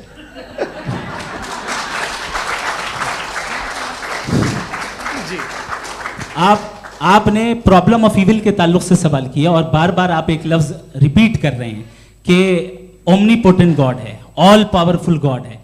यही तो दरअसल समझना है कि गॉड का कॉन्सेप्ट क्या है। प्रॉब्लम ऑफ इविल जो है, प्रॉब्लम ऑफ इविल दर हकीकत 2 असम्पशंस पर कायम है। अगर आप इन 2 असम्पशंस को समझ जाएं तो ये प्रॉब्लम नहीं रहेगी, आर्ग्यूमेंट आपको समझ में आ जाएगी कि ये कोलैप्स कर जाता है। पॉइंट नंबर 1, यानी जो आपका सबसे पहला फॉल्स असम्पशन है कि गॉड मर्सीफुल है, ओमनीपोटेंट है, दुनिया में जुल्म हो रहा है। लेकिन आपको ये समझना चाहिए कि हमारे वर्ल्ड व्यू के मुताबिक गॉड सिर्फ ओमनीपोटेंट और सिर्फ मर्सीफुल नहीं है, बल्कि वो ऑल वाइज भी है और वो ऑल नोइंग भी है। उसके हर काम के पीछे हिकमत और विजडम है। ये कोई जरूरी नहीं है कि वो हिकमत और विजडम आपको समझ में आए या मुझे समझ में आए। अगर आप जो समझ रहे हैं उसके मुताबिक आप फैसला कर रहे हैं, ये लिमिटेड पर्सपेक्टिव से आर्ग्यूमेंट है। और इस चीज को हम अपनी दुनिया में, अपने लाइफ में, डेली लाइफ में इस प्रिंसिपल को एक्सेप्ट करते हैं। हम जब किसी डॉक्टर के पास जाते हैं, डॉक्टर के पास जाकर वो अगर उसने हमें कोई दवाई दी है तो हम ये तो नहीं कहते कि जब तक आपके पास जितना नॉलेज और जितना विजडम नहीं है, आपने क्यों ये दवाई दी है, तब तक हम इस चीज को एक्सेप्ट नहीं करेंगे। नहीं कहते, हम उसकी अथॉरिटी को तस्लीम करते हैं। क्यों? क्योंकि उसकी हम जानते हैं कि वो नॉलेजेबल है, वो विजडम वाला है, हमसे ज्यादा नॉलेज और हमसे ज्यादा विजडम है। बताएं सर। नहीं, डॉक्टर में और खुदा में बड़ा डिफरेंस है। डॉक्टर पढ़ा लिखा होता है एक, तो मैं उसकी बात सुनूंगा। 2 ये नहीं, कुछ जवाब तो ये भी नहीं है सर। प्लीज आप अगर सब ऑडियंस से बोलने लगेंगे तो फिर मतलब नहीं सिविलाइज बहस का। मतलब आप ये कहें कि चूंकि आप डॉक्टर पे बिलीव करते हैं इसलिए खुदा पे बिलीव किए, क्या ये मिसाल आपको समझाने के लिए आर्ग्यूमेंट है, इस पे आपको एतराज नहीं है। तो सिंपल बात ये है कि मैं अगर ये यकीन कर लूँ कि एक ओमनीपोटेंट, उसकी मसलहत है, ये जो बच्चे मर रहे हैं ये मसलहत है उसकी, मुझे नहीं चाहिए थी मसलहत। उसकी मसलहत नहीं, यही तो समझना है। मतलब एक्सपीरियंस। अच्छा, इस आपने अभी मेरी बात पूरी सुनी नहीं। मैंने कहा आपका पूरा आर्ग्यूमेंट 2 फॉल्स असम्पशंस पर है। एक फॉल्स असम्पशन मैंने बता दिया, दूसरा फॉल्स असम्पशन ये है कि इस दुनिया में इविल के होने का कोई गुड रीजन नहीं है, जबकि हमारे पास बाज रीजंस मौजूद हैं, हमारे पास बाज वजूहात मौजूद हैं। अगर इस दुनिया में इविल ना हो तो आप गुड को डिफाइन कैसे करेंगे? अगर जुल्म ना हो आप इंसाफ को समझेंगे कैसे? अगर तारीकी ना हो तो आप लाइट को समझेंगे कैसे? बहुत अच्छे। अभी और सुन लें, अभी और बाकी है। ये तो बात बहुत पसंद आई साहब मुझे कि जब तक रेप ना हो तब तक औरतों की इज्जत का ख्याल आपने मेरा जवाब पूरा सुना ही नहीं। जब तक के बच्चों का कत्ल ना किया जाए तब तक आपको बच्चों की मासूमियत की इज्जत। आपने पूरा जवाब सुना ही नहीं। क्या बात है, क्या आपने नुक्ता निकाला? आपने पूरा जवाब सुना ही नहीं। आप सुन लें, मेरी बात सुन लें। ये मैंने आपको एक चीज बताई। दूसरी चीज, इस दुनिया में हम आए हैं टेस्ट के लिए, हमारा टेस्ट हो रहा है और हर इंसान का अलग अलग अंदाज में टेस्ट होता है। और इस दुनिया में अगर इविल मौजूद है तो वो इविल जरिया है हमारे अंदर ह्यूमन नोबल क्वालिटीज को डेवलप करने का और अलग अलग फील्ड में प्रोग्रेस करने का। और अगर हमारे अंदर और इस दुनिया में इविल नहीं होता तो बताइए टेस्ट का मतलब क्या होता? अगर मैं अपने स्टूडेंट को एमसीक्यूज दूं और उसमें सिर्फ राइट आंसर लिख कर दे दूं और कहूं तुम्हारा टेस्ट हो गया, ये मीनिंगलेस है। इस दुनिया में अगर हम टेस्ट के लिए आए हैं तो जाहिर है गुड एंड इविल दोनों मौजूद है। तो अगर गुड एंड इविल दोनों मौजूद है तो ये इविल भी खुदा का बनाया हुआ है। जी हाँ, खुदा का बनाया हुआ है, लेकिन अच्छा चलो अच्छी बात। जी बिल्कुल, तो बिल्कुल खुदा ने बनाया। अभी तो ये है कि जो मेजॉरिटी है दुनिया में वो इविल है, तो ये खुदा एक्चुअली इविल के साइड पे लग रहा है मुझे। बिल्कुल भी नहीं, मैं बताता हूं। मेजॉरिटी में तो वो है। क्या बात कर रहे हैं भाई आप? मैं बहुत कोई भी जो मुंसिफ होगा, चाहे आपका अपना घर हो जिसके आप सबसे बड़े हैं, चाहे आपकी ऑर्गेनाइजेशन हो जो आप चलाते हैं, वहां पर आप इवल रखेंगे साबित करने को कि बाकी लोग शरीफ हैं। मेरी बात सुनिए, क्या ये आर्ग्यूमेंट ही गलत है? अगर कि जब तक के कोई इवल नहीं होगा तब तक के शरीफ आदमी शरीफ नहीं लगेगा। अगर एग्जामिनर गलत ऑप्शन दे रहा है तो एग्जामिनर इविल नहीं हो गया, जो गलत ऑप्शन को सेलेक्ट कर रहा है वो फेल होगा। क्रिएटर ने इविल को बनाया है लेकिन वो इविल नहीं है। अच्छा सुनिए मेरी बात, हाँ। Let me complete sir. जी जी। क्रिएटर ने इविल को बनाया है टेस्ट के लिए, वो इविल नहीं है। इविल वो होगा जो उसे इख्तियार करेगा। छुरी को बनाने वाला गलत नहीं होता है, छुरी का गलत इस्तेमाल करने वाला गलत होता है। रेप को कैसे गलत इस्तेमाल करते हैं? रेप इंसान के फ्री विल का नतीजा है। ये रेप कैसे गलत इस्तेमाल होता है? ये मुझे अब सुन ले, अब सुन ले। गलत इस्तेमाल होता हाँ मैं बता रहा हूँ ना, कैसे गलत इस्तेमाल? मैं बता रहा हूँ कि जो इविल इस दुनिया में मौजूद है उसके कई सारे तरीके हैं। एक तरीका इंसान का अपना फ्री विल है। अब अगर कोई रेपिस्ट रेप कर रहा है तो इसका गॉड का कसूर नहीं है, वो अपने फ्री विल का गलत इस्तेमाल कर रहा है, उसको सजा मिलनी चाहिए। अच्छा। और उसी के लिए जहन्नम बनाई गई है। ये फ्री विल का भी बड़ा चक्कर। आप जब कोई बुरा काम करते हैं या कोई बुराई होती है तो ये कहा जाता है कि ये फ्री विल है। 7 billion free wills are moving on this planet. 7 billion free will. और एक आदमी अपनी फ्री विल से मुझे कत्ल कर दे तो मैं खुदा की मर्जी से मरा हूँ कि इसकी फ्री विल की वजह से? मेरी मौत खुदा के हाथ है या ये फ्री विल वाले के हाथ है? खुदा ने फ्री विल का निजाम बनाया है और उस निजाम का गलत इस्तेमाल करके कोई आपको मार रहा है, इस्तेमाल करके मेरा कत्ल कर देता है। अब मेरी मौत का जिम्मेदार कौन है? वो इंसान जिम्मेदार है। वो इंसान। जी। तो ये कहना कि और उसको सजा मिलेगी। तो अब आप आगे चलिए कि ये तय करना कि अल्लाह ही या अल्लाह ने खुदा ही जिंदगी देता है, खुदा ही मौत देता है, ये गलत है। बिल्कुल गलत नहीं है। हाँ, नहीं, निजाम उसी ने बनाया फ्री विल का। निजाम मौत और हयात का उसी ने बनाया। You are contradicting yourself. अभी आपने कहा कि एक आदमी ने फ्री विल से आपको मार दिया, इसमें उसे फ्री विल दी गई थी, उसने गलत इस्तेमाल किया। 7 billion free wills are moving on this planet और आप चाह रहे हैं कि मैं सिर्फ खुदा का ध्यान करूं। ये 7 बिलियन फ्री विल्स को मुझे लुक आफ्टर करना पड़ेगा कि नहीं? ये तो तबाहियां कर रही हैं और तबाहियां ज़्यादा हो रही हैं। बिल्कुल। तो अगर आप बताएं अगर खुदा नहीं है फॉर एग्जाम्पल, तो आप इविल को कैसे डिसाइड करेंगे? यानी how can you define evil objectively without God? देखिए दुनिया में 2 तरह के जानवर हैं। एक जो अकेले रहते हैं जंगल में और एक जो ग्रुप्स में रहते हैं।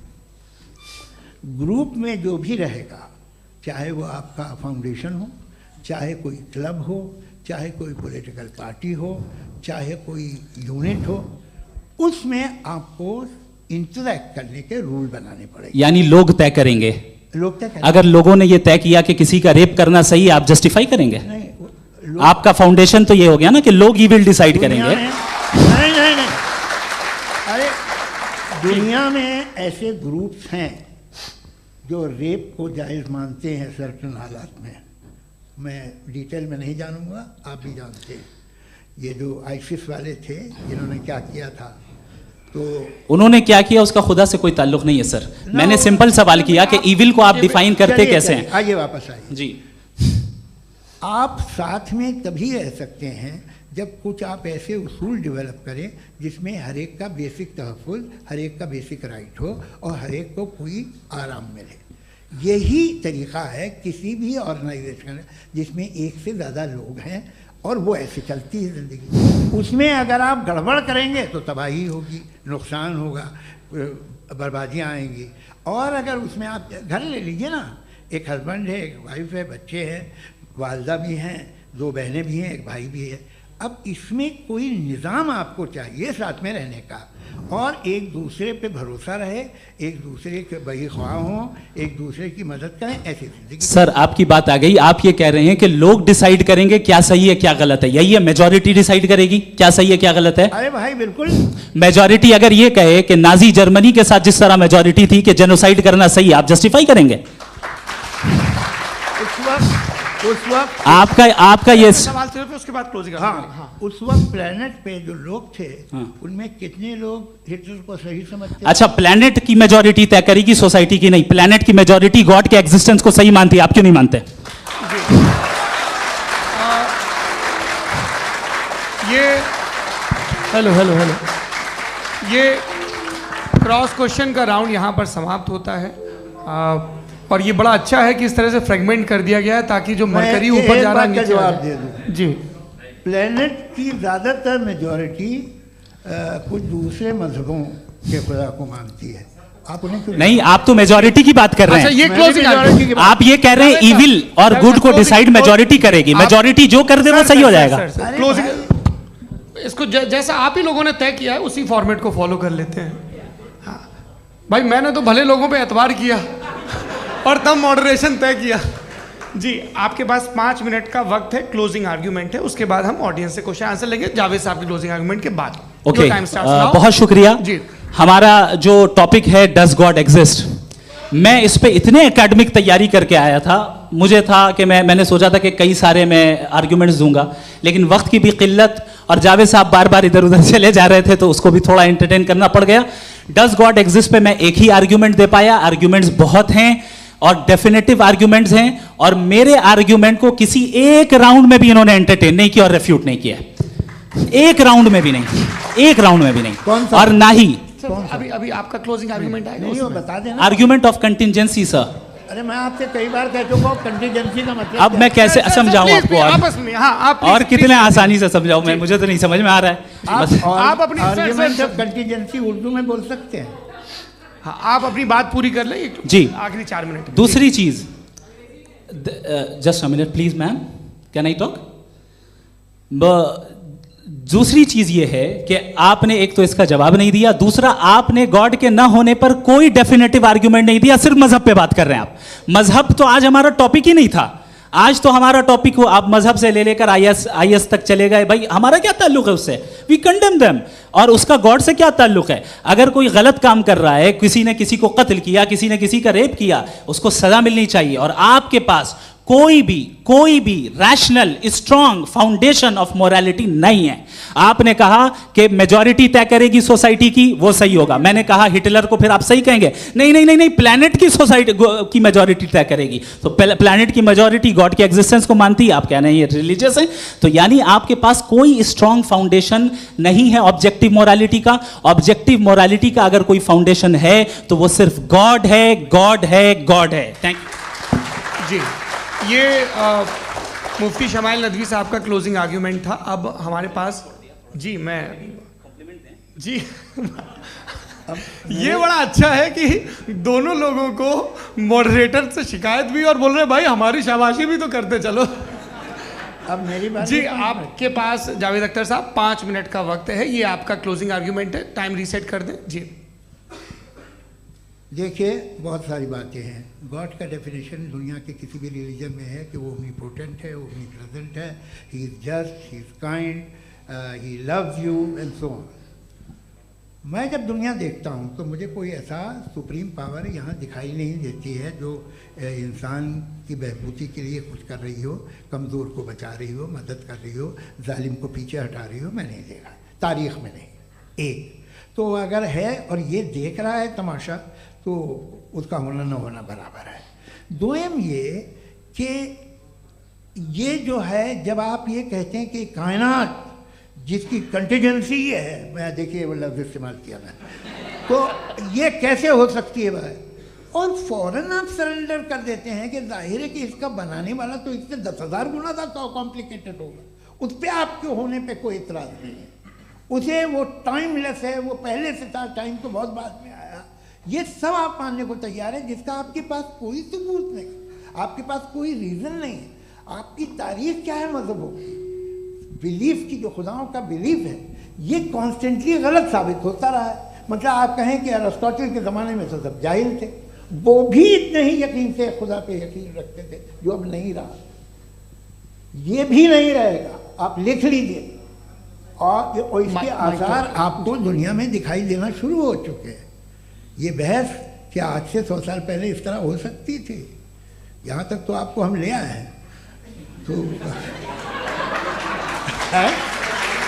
सर अरे इनको मदद की ज़रूरत नहीं भाई, ये सेल्फ सफिशिएंट आदमी है, आप क्यों इनकी मदद कर रहे हैं? Sir please. तो ये जो है तमाम बातें अपनी जगह हैं। ये एक पैकेज है।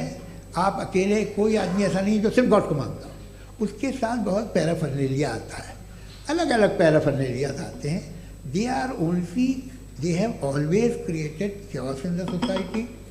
मैं तो आपको सीधा ऑफर देता हूँ कि दुनिया में 10 इम्पॉर्टेंट बिलीव्स है। आप 1 मानते हैं, 9 नहीं मानते, 9 में आप एथियस्ट हैं, 9 को आप बिल्कुल रीजनेबली मेरी तरह देखते हैं। तो 90 मजहबी आदमी भी 90% एथियस्ट है, वो दूसरे खुदा नहीं मानता, एक खुदा मानता है अपना वाला, बाकियों को कहता है गलत है। अगर आप मानना ही बंद कर दें तो आपका 10% चांस है कि आप सही हैं और 90% चांस है कि आप गलत हैं। मेरा मशवरा है आप मानना छोड़ दिए तो 50% चांस होगा कि आप सही हैं और 50% चांस होगा, 40% आप गेन करेंगे बाय बिकमिंग एन एथियस्ट।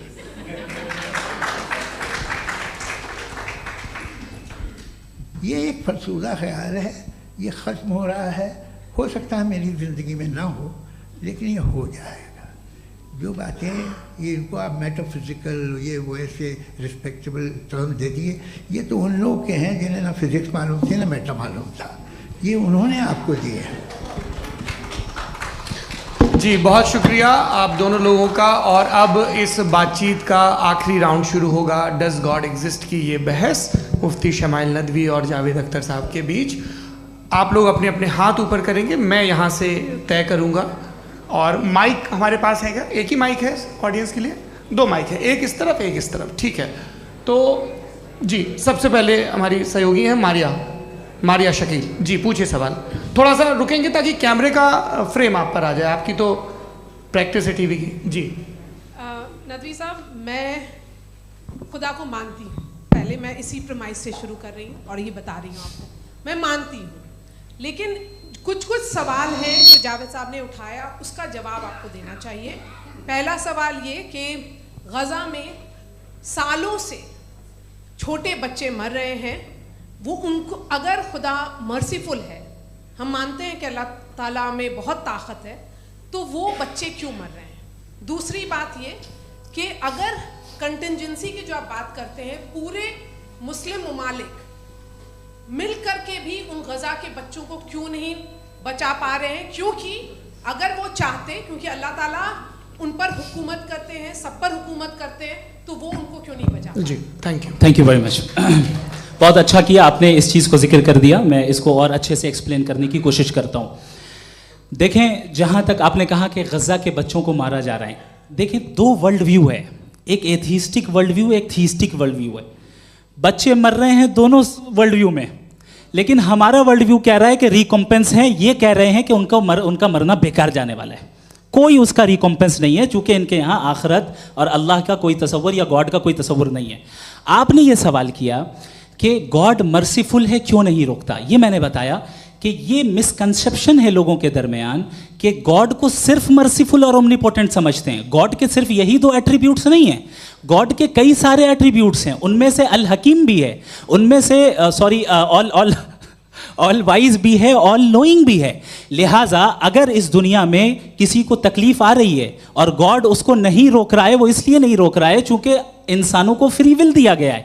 ठीक इसी तरीके से अगर एक डॉक्टर किसी छोटे बच्चे को इंजेक्शन लगा रहा है, उसे तकलीफ पहुंच रही है, उसके लिमिटेड पर्सपेक्टिव के एतबार से ये गलत हो रहा है और डॉक्टर बुरा है। लेकिन जब आप ब्रॉडर पिक्चर को देखेंगी, आपके और हमारे पास सिर्फ एक पिक्सल है, हमें इतना नजर आ रहा है कि गज़ा में कत्ल हो रहा है, लेकिन इसके पीछे कितना रिकॉम्पेंस उनको मिलने वाला है, पूरा पिक्चर गॉड के पास है। तो एक पिक्सल से आप पूरे पिक्चर को कभी भी जज नहीं कर सकती। आप इसमें कुछ जोड़ना चाहेंगे?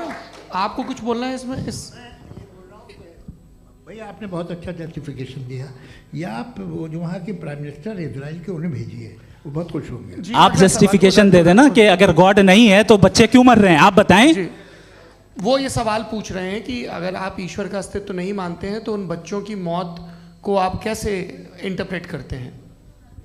भाई ये दुनिया जो है, जो ताकतवर लोग होते हैं वो एक नाइंसाफ़ी करते हैं। तो ये अच्छा काम है आपके नजदीक, तो नेचर नाइंसाफी पे मबनी है। अरे मेरे भाई, आप नेचर की कहाँ बात कर रहे हैं, मैं तो इंसान की बात कर रहा ये तो फिर जब मैं इंसान की बात कर रहा था आप नेचर की बात करने लग क्रॉस गए। एग्जामिनेशन नहीं। हूँ। हाँ, अब आप मुझे बोलने नहीं देंगे तो अलग बात है, आप बोलिए, मुझे कोई जल्दी नहीं। जी नहीं, ये क्रॉस एग्जामिनेशन एक है। मिनट हाँ। रुकिए, Cross मुझे examination। बोल तो लेने दीजिए। जी, बोलिए। ठीक है।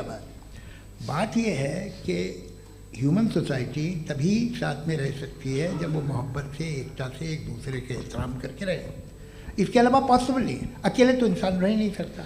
वहाँ पर कुछ लोग हैं जो फाउल करते हैं। वो फाउल हम हमेशा से तारीख में होता आया है। आज ये हो रहा है, जो हो रहा है बहुत बुरा हो रहा है, बहुत जालिमाना है, बहुत जाबराना है। उसको आप कहें कि ये बच्चों को कॉम्पनसेशन मिल जाएगा या इसकी इंजेक्शन है। इंजेक्शन तो हेल्थ के लिए दिया जाता है। आप ये कह रहे हैं कि ये बच्चों की जो धज्जियां उड़ रही हैं ये इंजेक्शन है, ये विटामिन टेस्ट का। है, ये टेस्ट है और उस टेस्ट में अगले उनको ऐसा रिकॉम्पेंस मिलेगा जो आपके तस्वुर के बाहर है। ये आप 3 बरस के बच्चे को बारूद से उड़ा के टेस्ट ले रहे हैं। वाह, वो नहीं ले रहा है, खुदा नहीं उड़ा रहा है, इजराइल उड़ा रहा है। जी, ये तो उसको कंडेम अगला करें। सवाल लेते हैं। अगला सवाल लेते हैं प्रोफेसर पुरुषोत्तम अग्रवाल। मुफ्ती साहब, एक निवेदन आपसे है कि कम से कम थोड़ा सा माइक क्लोज एक रखिए। रिलीजियस और फिलोसफिकल कर मैम प्लीज। एक रिलीजियस और फिलोसफिकल ट्रेडिशन है जो ब्रह्मांड को यानी यूनिवर्स को ही अंतिम मानती है। सर्वम खलु इदम ब्रह्मम, this is Chandogya Upanishad and it completely rules out the existence और नेसेसिटी, आपके शब्दों में necessity of a creator. The creation itself is the creator. तो एक मिनट प्लीज। दूसरा जो सवाल आपने अभी, जो आप बार बार कह रहे हैं कि भगवान विद्वान भी है, वाइज, सब जानने वाला, तो अगर विजडम में दुनिया भर के पापों और अत्याचारों को बर्दाश्त करना शामिल है तो फिर इसका मतलब ये हुआ कि अगर मैं फ्री विल से उसको अपोज करता हूं तो ईश्वर की विजडम और मेरी फ्री विल में कॉन्ट्राडिक्शन है। Because when I am opposing whatever is happening in Gaza, then I am opposing the God's will or God's wisdom. जवाब लेते हैं क्योंकि तो गॉड की विजडम में, एक मिनट सर प्लीज सर, ये एक जुमला, गॉड की विजडम है कि गाजा में जो कुछ हो रहा है वो हो रहा है, मैं उसको अपोज कर रहा हूं तो मैं गॉड की विजडम के खिलाफ जा रहा हूं। एक सवाल। दूसरा ये नहीं, आपने 2 ऑलरेडी। सर आप और सवाल कर लें, लेकिन मुझे 2 जवाब दे सर, दें। सर, पहले आपने ये कहा, सुनिए मेरी बात सुनिए। भाई इजराइल के गॉड के मुताबिक तुम्हारा ठीक हो रहा है ना? प्रोफेसर, नहीं हो रहा है, ठीक नहीं हो रहा है, मैं बता रहा हूं क्या हो रहा है। आप तशरीफ रखें, मैं बता रहा हूं क्या हो रहा है। Late me complete please. एक सेकंड गाइस, एक सेकंड। ये देखिए, ऐसा है कि ये सब बड़ा आपस में विचार विमर्श के बाद ये तय हुआ था कि कुछ नियम बना लिए जाएं ताकि एक टाइम बाउंड बातचीत चले। और भाई साहब, आप बड़ा जरूरी काम कर रहे हैं लेकिन कैमरे के फ्रेम में आके उस काम को गड़बड़ कर दे रहे हैं। ठीक है गुरु, अब मेरे को कहीं का गुस्सा कहीं निकालना था, सॉरी। नहीं, कोई गुस्सा नहीं है जी। तो प्रोफेसर ने सवाल पूछे, आप उनके जवाब दें। और थोड़ा ये सब लोग थोड़ा ख्याल रखें भाई, सवाल संक्षिप्त रखें जी। आपने 2 सवाल किया। सबसे पहला ये कहा कि हमारे पास ये कॉन्सेप्ट है कि ये यूनिवर्स खुद नेसेसरी बीइंग है, creation itself is the creator. How irrational is this कि मैं एग्जिस्ट करूंगा बाद में लेकिन अभी एग्जिस्ट कर भी रहा हूं, यानी एक ही टाइम में एग्जिस्ट भी कर रहे हैं, नहीं भी कर रहे हैं। This is not true. दूसरी चीज आपने कहा कि अगर इजराइल में, सॉरी माफ कीजिएगा, Israel doesn't exist, occupied Palestine में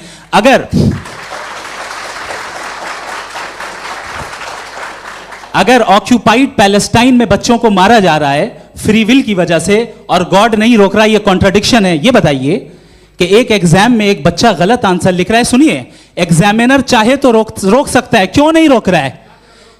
ये कॉन्ट्रडिक्शन है, ये कॉन्ट्रडिक्शन नहीं है। माइक नहीं सर, ये आपस में जी, ये क्या आपका सवाल? माइक दीजिए। फ्री विल दिया गया है टेस्ट के लिए, अकाउंटेबिलिटी के लिए। अगर फ्री विल नहीं होता तो आप कहते हैं हमें रोबोट बना दिया गया। नॉट मिसरिप्रेजेंट माय पोजीशन, आपकी जो भी पोजीशन, मैं अपनी फ्री विल के नाते, अपने ह्यूमन विजडम के नाते गाजा में हो रही अत्याचार का विरोध करता हूँ। बिल्कुल करना चाहिए। आपके हिसाब से मैं गॉड की विजडम का विरोध कर रहा हूँ? बिल्कुल नहीं, समाज हो रहा है गॉड की, बिल्कुल भी नहीं, बिल्कुल भी नहीं। उसका वहां पर गाजा में कत्ल होना ये इंसानों के गलत इस्तेमाल का नतीजा है, फ्री विल के इस्तेमाल का नतीजा है। गॉड इसका हुक्म नहीं देता, उससे रोकता है। यही तो मसला है ना, आपके लिए कॉन्सेप्ट क्लियर नहीं भाई, आपने तो बताया था इंजेक्शन लगाने से बच्चे को तकलीफ होती है, ये इंजेक्शन लगा। सर आप ऐसे रेटोरिक स्टेटमेंट दे तब तो कोई मसला नहीं समझते रहेंगे। This is a rhetoric statement, this is not a logical argument sir. I am sorry, I am sorry. आखिरी 30 मिनट बड़े मुश्किल होने वाले हैं। जी मुफ्ती साहब आगे बैठे हैं, इनको माइक दीजिए।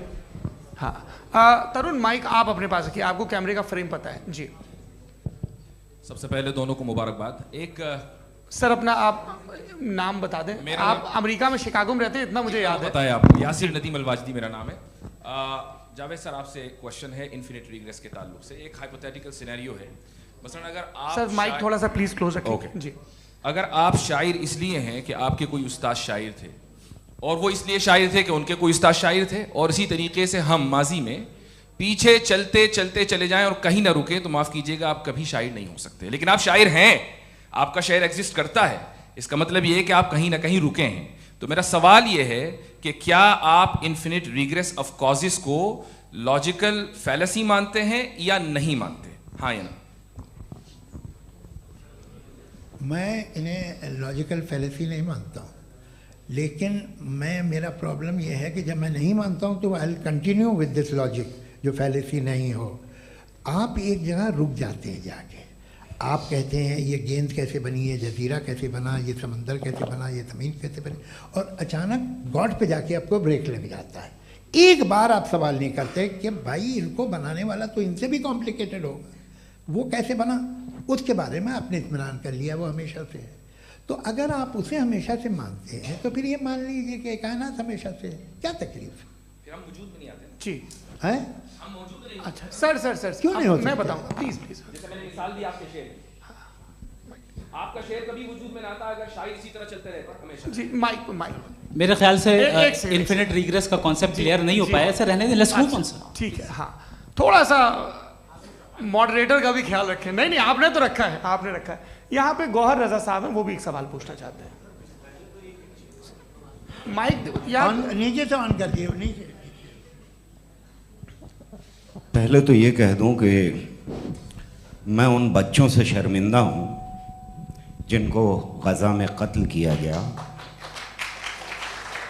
क्योंकि हमारे होते हुए कत्ल किया गया। लेकिन उससे ज़्यादा शर्मिंदगी इस बात से हुई कि मुझे लगा कि मुफ्ती साहब उसको जस्टिफाई कर रहे हैं।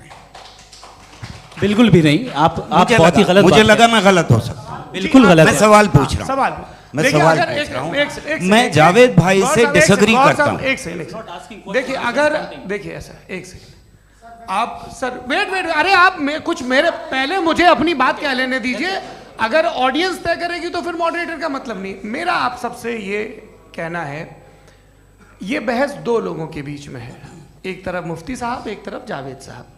पिछले 1.5 घंटे से ये लोग अपने अपने तर्क रख रहे हैं। आपकी इनसे इत्तेफाकी हो सकती है, ना इत्तेफाकी हो सकती है। मेरे उस्ताद मुझे सिखा गए हैं कि मुखामुखम में असहमति की गुंजाइश बची रहनी चाहिए। अगर मैं आपकी बहुत इज्जत करता हूं गौहर साहब, आपने जो कमाल की किताबें लिखी, साइंटिफिक टेम्परामेंट, लेकिन मेरी ये गुजारिश है आप सबसे कि यदि आप इन लोगों ने जो बोला उन पर टिप्पणियां करेंगे तो ना वक्त की पाबंदी रहेगी ना वो अनुशासन। आप सवाल पूछ लें, उस सवाल में जो बात आ जाए वो आ जाए। मैं जावेद साहब से डिसएग्री करता हूं, इसलिए जावेद साहब से सवाल पूछ रहा हूं। आपका सवाल जावेद अख्तर साहब से। और सवाल ये है मेरा कि जावेद साहब ने कई बार लॉजिक का इस्तेमाल किया कि साइंस में लॉजिक है और रिलीजन में लॉजिक नहीं है। मेरा ख्याल ये है कि रिलीजन में भी लॉजिक है, लेकिन उस लॉजिक की बेसिस ये है कि आप रुक जाते हैं, जिसका जिक्र जावेद साहब ने बार बार किया, यानी खुदा के तसव्वुर पे आते हुए, गॉड के तसव्वुर पे आते हुए रुक जाते हैं। और इसमें सवाल पूछना मतलब फॉरबिडन होता है। सवाल यह है कि क्या जावेद साहब इससे एग्री करते हैं कि साइंस की लॉजिक अलग है और रिलीजन की लॉजिक अलग है? बताइए सर। देखिए 3 चीज़ें हैं, साइंस है, एक है मंतिक है, इस्तिदलाल है, और एक जो है कुछ भी नहीं है, फेथ है, अकीदा है। मैं अकीदे की लॉजिक का कायल नहीं हूँ। मुझे आप इस्तिदलाल से, लॉजिक से, रीज़न से समझाइए, मैं मानने को तैयार हूँ, मेरा क्या नुकसान होगा।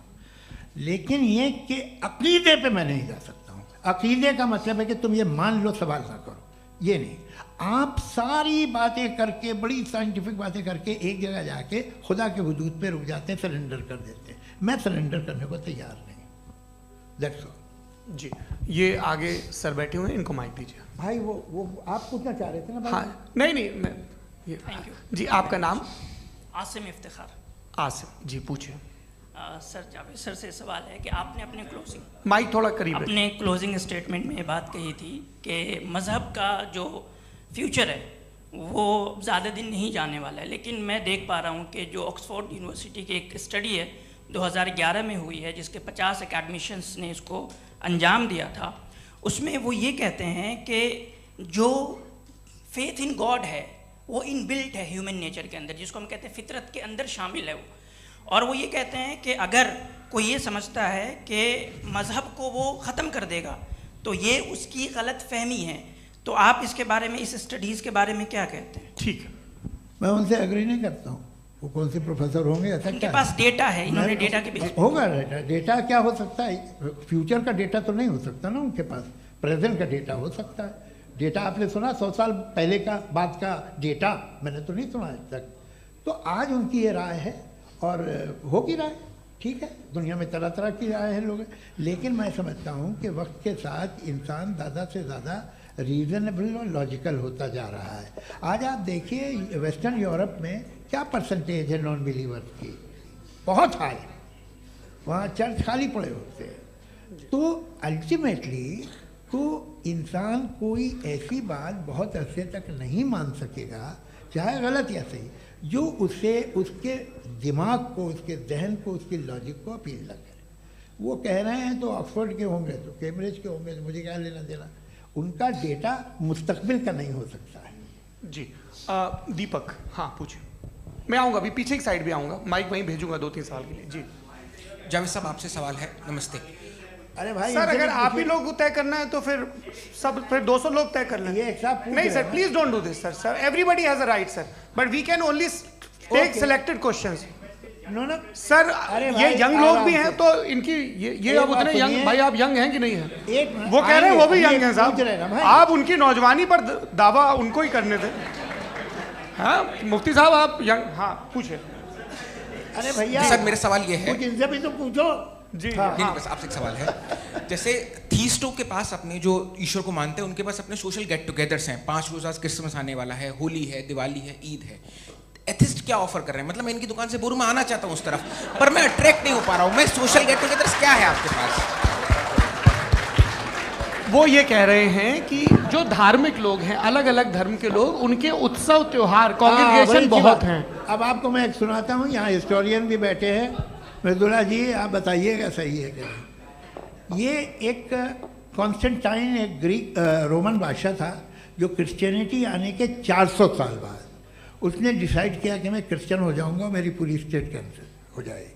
उस ज़माने में ऐसे ही होता था, राजा जो धर्म इख्तियार करता था वो जनता भी कर लेती थी। इसलिए कि वो हो गया था बैंकक्रप्ट, और उसे जो मेडिटेरियन कोस्ट के रिच क्रिश्चियन वो थे मर्चेंट, उससे पैसा चाहिए था। तो उसने कहा यार क्रिश्चियन हो जाओ। तो उसने अपने वजीर से कहा कि भाई ये हिस्ट्री है कि अब हम लोग क्रिश्चियन हो जाते हैं।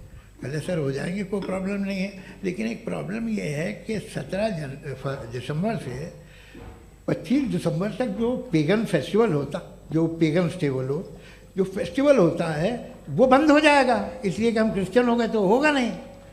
तो वो बच्चों को बहुत बुरा लगेगा, पब्लिक को बहुत इन्जॉय करते हैं, खासतौर से 25 को मेन डे। उसने कहा ये तो सही कह रहे हो, ये जीसस क्राइस्ट की पैदाइश कब थी? कहते साहब वो अप्रैल में थी। नहीं, कट करो, वो 25 दिसंबर को है। यह हकीकत है जी। और 400 साल बाद क्रिश्चियनिटी के अप्रैल से दिसंबर ले आए, और इसलिए कि यहाँ पेगन फेस्टिवल होता था। अब मनाते हैं आप आराम से। ये जो सारे फेस्टिवल हैं ये रिलीजन से, हर एक को एक इंटरटेनमेंट डिपार्टमेंट चाहिए होता है अपनी कंपनी चलाने के लिए। तो ये रिलीजन ने, ये सेकुलर त्योहार थे जिन्हें रिलीजन्स ने ले लिया है।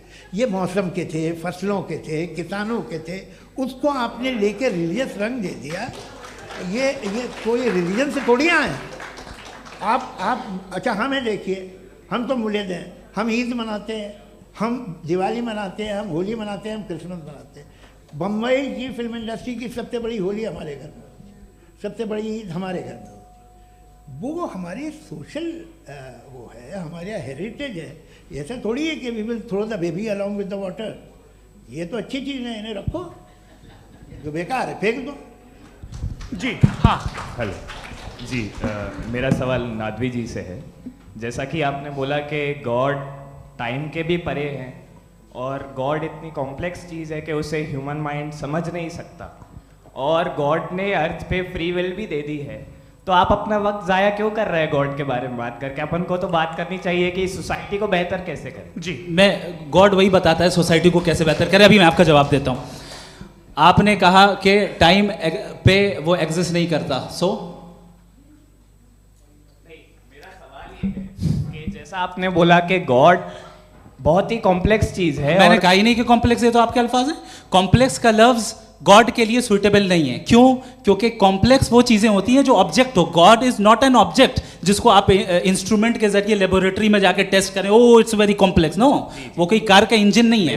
वो फिलोसॉफिकली नेसेसरी बीइंग ऐसी बीइंग है जो सिंपल बीइंग है। हाँ, आप उसको मुकम्मल तौर पे उसकी तमाम हिकमतों को जान ले और हर चीज को जान ले, ये पॉसिबल नहीं है, क्योंकि वो ऑल वाइज है, आप ऑल वाइज नहीं है, और वो खुदा है, वो आपको सारी चीजें बता दे, ये जरूरी नहीं। मेरा सवाल ये नहीं था, मेरा सवाल ये था कि जब गॉड इतना परे है इस दुनिया से कि उसने अर्थ पे फ्री विल भी दी है, हम सब ह्यूमंस की फ्री विल है, और जो सोसाइटी में हो रहा है वो अपन लोग डिसाइड करेंगे, तो अपन लोग डिसाइड नहीं करेंगे ना, अपन लोग डिसाइड नहीं करेंगे। गॉड जो है, गॉड ने वो उसकी जात, उसकी एग्जिस्टेंस टाइम एंड स्पेस से परे है, लेकिन वो हमारा टेस्ट ले रहा है और उसी गॉड ने हमें बताया कि तुम्हें क्या करना है क्या नहीं करना है, तो जाहिर है उस गॉड की बात सुनेंगे ना हम। जी, वो पीछे एक चश्मा लगाए जो मैम खड़ी हैं, उनको दीजिए। हाँ, आप जी जी बिल्कुल आएंगे। देखिए मैं कोशिश कर रहा हूँ सब तरफ जाने की। हाँ, उनको दीजिए माइक। जी, हेलो सर, मैं ओमनी प्रेजेंट नहीं हूँ, टाइम पाबंद हूँ और जहाँ तक कोशिश कर सकता हूँ करूँगा। जी, अपना नाम बताइए। मेरा नाम उर्सुला है, मैं दिल्ली यूनिवर्सिटी की एक स्टूडेंट हूँ और मैं स्टूडेंट फेडरेशन ऑफ इंडिया से हूँ। मेरा सवाल मुफ्ती जी से है कि इस हॉल के इस कमरे में बैठ के हम लोग रेप की मोरालिटी के बारे में फिलोसफिकली बात तो कर सकते हैं, बट असलियत ये है कि रोज़मर्रा की ज़िंदगी में औरतें रेप के थ्रू गुजरती हैं, और हम लोग सिर्फ नंबर्स पे इस तरह नहीं देख सकते, क्योंकि कितनी औरतें हैं इन कंट्रीज़ में जहाँ पे आप बता रहे हैं कि केसेस कम हैं, जिनका एक्सेस है कि वो जाके केस फाइल कर सकें। कितनी औरतें हैं जो जिनको काम करने की आज़ादी है उन कंट्रीज़ में। यूरोप में ये आज़ादी आ गई, यूरोप में ये रूल्स आ गए, तो हम आज उसके बारे में बात कर पा रहे हैं। जी, जवाब।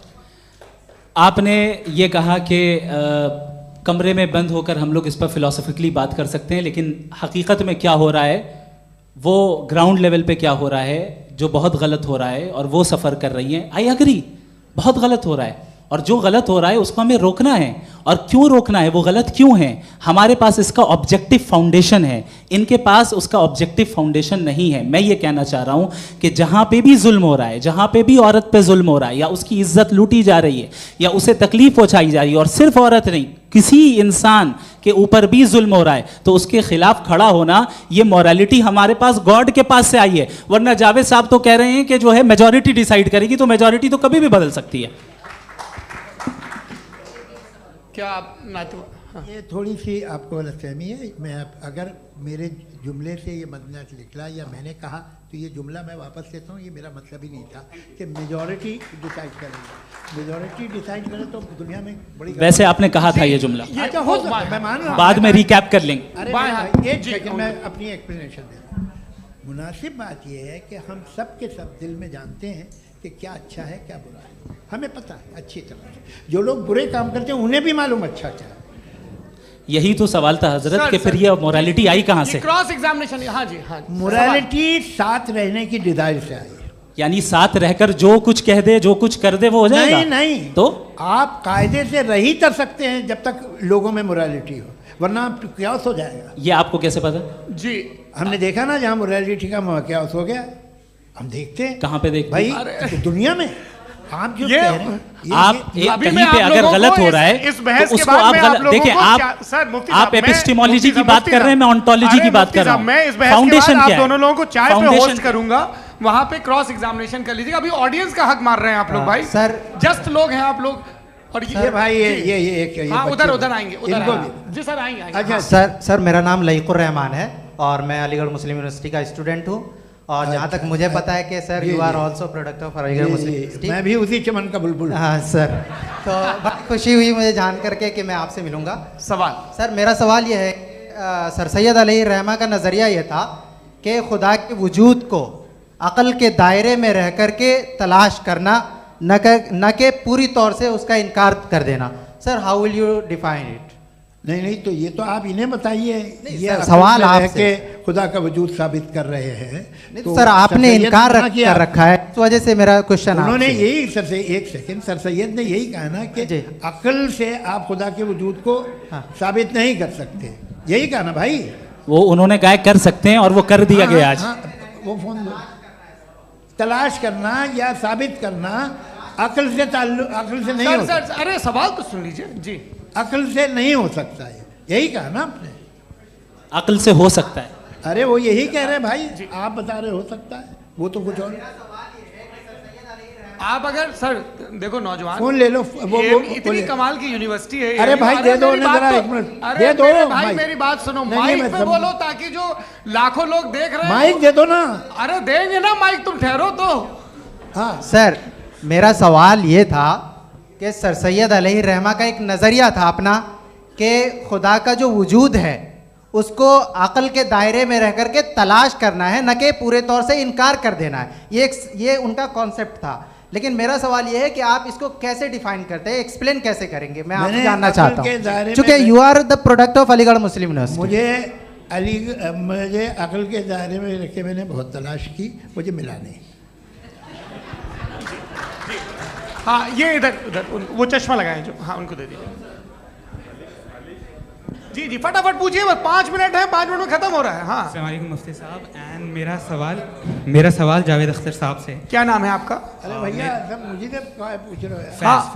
फैज पूछिए फैज साहब। तो मेरा सवाल ये है कि अभी जो एथियस्ट है वो problem of evil argument use कर रहे हैं अगेंस्ट मुस्लिम्स, राइट? कि इस दुनिया में इतना सारा ईविल है और अगेंस्ट मुस्लिम तो यहाँ अगेंस्ट थियस्ट। हाँ थोड़ा सा करेक्ट कर लीजिए भाई। पूरी मशक्कत ही इसी बात की थी कि किसी एक मजहब पे बात ना टिके। जी, तो बेसिकली ये आर्ग्यूमेंट ऐसा है कि इस दुनिया में इतना ज़्यादा ईवल एग्जिस्ट करता है और अगर एक ऑल गुड गॉड है तो वो रोकता क्यों नहीं है? लेकिन इस सवाल में एक हिडन अजम्पशन ये है कि इस दुनिया में ईवल एग्जिस्ट करता है। अब एथियस्ट ये कैसे ऑन्टोलॉजिकली प्रूव कर सकते हैं कि इस दुनिया में ईवल एग्जिस्ट करता है? मैं आपको बताता हूँ, थोड़ा सा समझा। नहीं सर, हम लोग इनको सुनने आए। नहीं please don't do that. I want to explain ontology. नहीं हम समझ गए सर, इनको अब जवाब देने दीजिए। अच्छा सवाल पूछ लो। मैं अभी तक क्या था वो मैं थोड़ा सा ऐड ऑन कर लेता हूँ। तुम गुरु, तो हम जब इसका राउंड 13 करेंगे ना तब तुमको स्टेज पे बिठाएंगे। जी तो हाँ जल्दी से। तो देखिए एथियज्म के हिसाब से सब कुछ रैंडमली बन गया है, सब कुछ एटम्स और मॉलिक्यूल्स है। एक पत्थर में और मुझ में सिर्फ इतना फर्क है कि हम लोग एटम्स और मॉलिक्यूल्स का अलग अलग रीअरेंजमेंट है। अब एक पत्थर को कोई इंसान तलवार से 2 टुकड़ों में काट दे या मुझे, according to atheism it is same. There is no evil and good according to atheism. जी अच्छा, फैज साहब का सवाल ये है कि हाँ कोशिश भी करते तो इससे गलत सवाल नहीं कर पाते। एक लाइफ फॉर्म है और लाइफ फॉर्म में फीलिंग्स हैं, मतलब लाइफ फॉर्म सुनता है, देखता है, टेस्ट कर सकता है, फील कर सकता है। तो उसकी ये जो क्वालिटी इस बबल में आ गई हैं, वो जानवर में भी है, इंसान में भी है। तो जाहिर है कि उसे कोई तकलीफ पहुंचेगी, तो चूंकि उसके पास वो सेंसिटिविटी है तो मैं करेगा। पत्थर में वो सेंसिटिविटी नहीं है। तो ये क्या सवाल हुआ कि अगर पत्थर को काटा तो पत्थर को तकलीफ नहीं होती, तो आपको काटे तो आपको क्यों तकलीफ हो? बैठ जाइए। जी हाँ अगला सवाल। हाँ पूछे जी जावेद अख्तर साहब। अरे भैया सब आप लोग मुफ्ती साहब को छोड़ रहे हैं, तो मेरे ही पीछे पड़े हैं क्या? फिर चलो बोलो भाई। You asked how God can exist when children die in Gaza. हाँ you asked how God can exist when children die in Gaza, and you also mentioned the rise of atheism in Europe. But the same events also are leading many atheists and non-believers to turn towards faith.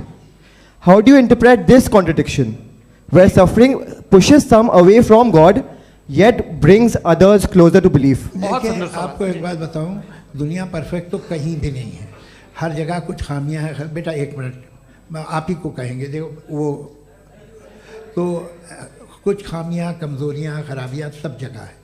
लेकिन अगर देखोगे ईमानदारी से कि दुनिया सबसे ज़्यादा महज़ब कहाँ है, एक आम शहरी को कहाँ हुकूक हासिल हैं, वो बोल सकता है, अपनी मर्ज़ी से काम कर सकता है, अपनी मर्ज़ी से राय दे सकता है, हुकूमत के ख़िलाफ़ बोल सकता है, बरसर इक़्तिदार लोगों के बारे में बोल सकता है, सरमायादारों के ख़िलाफ़ बोल सकता है। तो आपको ये स्कैंडिनेवियन कंट्रीज़ में मिलेगा, वेस्टर्न यूरोप में मिलेगा। मैं नहीं कह रहा वो परफेक्ट है, बिल्कुल नहीं, वहाँ बहुत ख़राबियाँ भी हैं, परफेक्ट तो कोई नहीं। लेकिन जिन जिन मुल्कों में, लैटिन अमेरिका देखो, गल्फ़ देखो, वहाँ पर आपको ये ज़रूर है कि रेप नहीं होते होंगे। रेप की ज़रूरत क्या है भाई, उसको तो ख़रीद लो, घर में रखो, सड़क पर रेप करने की क्या ज़रूरत है। मगर सुनिए सुनिए सुनिए, मगर हकीकत ये है कि वहाँ शख्सी आज़ादी राय देने की, बोलने की नहीं है। जी, ये एक आखिरी सवाल मुफ्ती साहब से। हाँ मैम, इनको माइक दीजिए। शुक्रिया। मेरा नाम मनीषा है, मैं हरियाणा से आई हूँ। मैं मुफ्ती साहब से एक बात पूछना चाहती हूँ। आप बार बार जावेद साहब को कॉन्ट्राडिक्ट तो कर रहे हैं कि आपने ये कहा, ये कहा, लेकिन आप भी अजम्पशंस के बेसिस पे बात कर रहे हैं। आपने खुदा के होने का कौन सा प्रूफ पेश किया है, खुदा की एग्जिस्टेंस का? अब इस सवाल को अलग रहने दीजिए, कौन एथीस्ट है कौन नहीं है। और दूसरी बात जो आपने एक छोटी सी कही थी कि ये फ्री विल का इस्तेमाल करता है इंसान अपनी, लेकिन इस फ्री विल का इस्तेमाल में मतलब खुदा ने ये दे दी सबको ये इजाज़त कि वो कितना घिनौनापन और कितने ज़्यादा ख़राब से ख़राब तरीके इस्तेमाल कर सकते हैं। जब आप सुनते जी, आप फ्री विल को मानती हैं ना, या अब कहती हैं कि फ्री विल नहीं है ना, मानती है ना?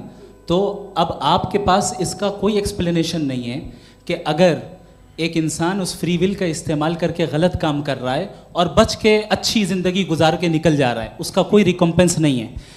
हमारे वर्ल्ड व्यू में जो इंसान गलत काम कर रहा है उसको भी रिकम्पेंस यानी उसका बुरा बदला मिलना है, और जो सही काम कर रहा है उसको सही बदला मिलना है। लिहाजा जो फ्री विल है वो इस तरीके से है कि एक लिमिटेड टाइम तक खुदा ने मोहलत दी है। ऐसा नहीं कि छूट दे दी, जो करना है करते रहो हमेशा। वक्त आएगा जब एग्जाम का टाइम खत्म होगा तब रिजल्ट आएगा, दौराने एग्जाम जबरदस्ती आपको नहीं बताया जाएगा। अरे भाई एक सेकंड, जी सवाल मुफ्ती साहब से मेरा, मुफ्ती साहब से, जी हाँ हाँ, मैम रुक जाइए, आपसे फोन, आप इसके बाद आपसे यही बोलिए। मैं मुफ्ती साहब एक ही सवाल करता हूँ कि अगर जो हो रहा है फ्री विल से हो रहा है और एक दिन बरोज़ क़यामत इंसाफ होगा मैशर में वगैरह वगैरह, तो दुआ क्यों मांगते हैं लोग? दुआ मांगते हैं इसके मतलब है अभी भी उसने ये डिपार्टमेंट रखा है कि मैं रोज़मर्रा की ज़िंदगी में बिल्कुल बिल्कुल ही कैन। तो तुम कैन हो, तुम मुझे नौकरी दिला देते हो, मेरे बेटे को ग्रीन कार्ड दिला देते हो, और 45,000 बच्चे मरते हो, उन्हें रोकते नहीं हो। नहीं तो क्या आप ये कह रहे हैं कि इस दुनिया में जालिमों को कभी पकड़ ही नहीं होती है? अरे जो भी पकड़ होगी वो बच्चे रोते हैं। बिल्कुल, देखिए मैंने अपने ओपनिंग स्टेटमेंट में यही कहा था कि जनाब जावेद साहब सिर्फ इमोशनल आर्गुमेंट देंगे। This is an emotional argument. ये छोटे मोटे इसके पीछे का रीजन मैंने बताया क्या है, देखिए इसके पीछे का रीजन क्या है मैंने बताया। मंच से आप लोगों को सज्जनों इसलिए कह रहा हूं ताकि थोड़ा सा आपके कॉन्शियंस पे जोर रहे कि आपको ऑर्डर बचा के रखना है। वक्त तय हुआ था, ये वक्त पूरा हुआ, आपने इतने धैर्यपूर्वक सुना, मैं आप सबका बहुत बहुत शुक्रगुजार हूं। यदि इन दोनों विद्वानों की इच्छा होगी तो कभी हम इस बातचीत का राउंड 2, राउंड 3, यही तो देखिए खूबी है इंसान की कि बहस मुबाहसे में वो पड़ा रहता है। आप लोगों ने बड़े धैर्य का परिचय दिया, बहुत बहुत शुक्रिया। इसी के साथ ये बातचीत यहाँ पे समाप्त होती है। मैं एक बात बता दूं, ये सारी बहस हो गई, अब मुफ्ती साहब और बड़े मुफ्ती साहब इन साथ के साथ मैं खाना खाने वाला हूँ।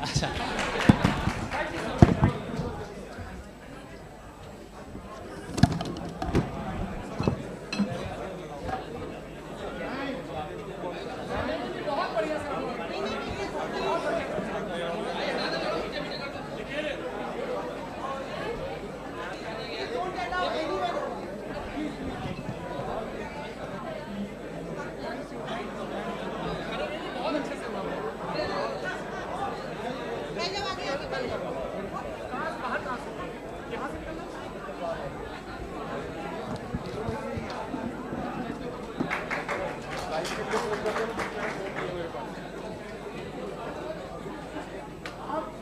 you.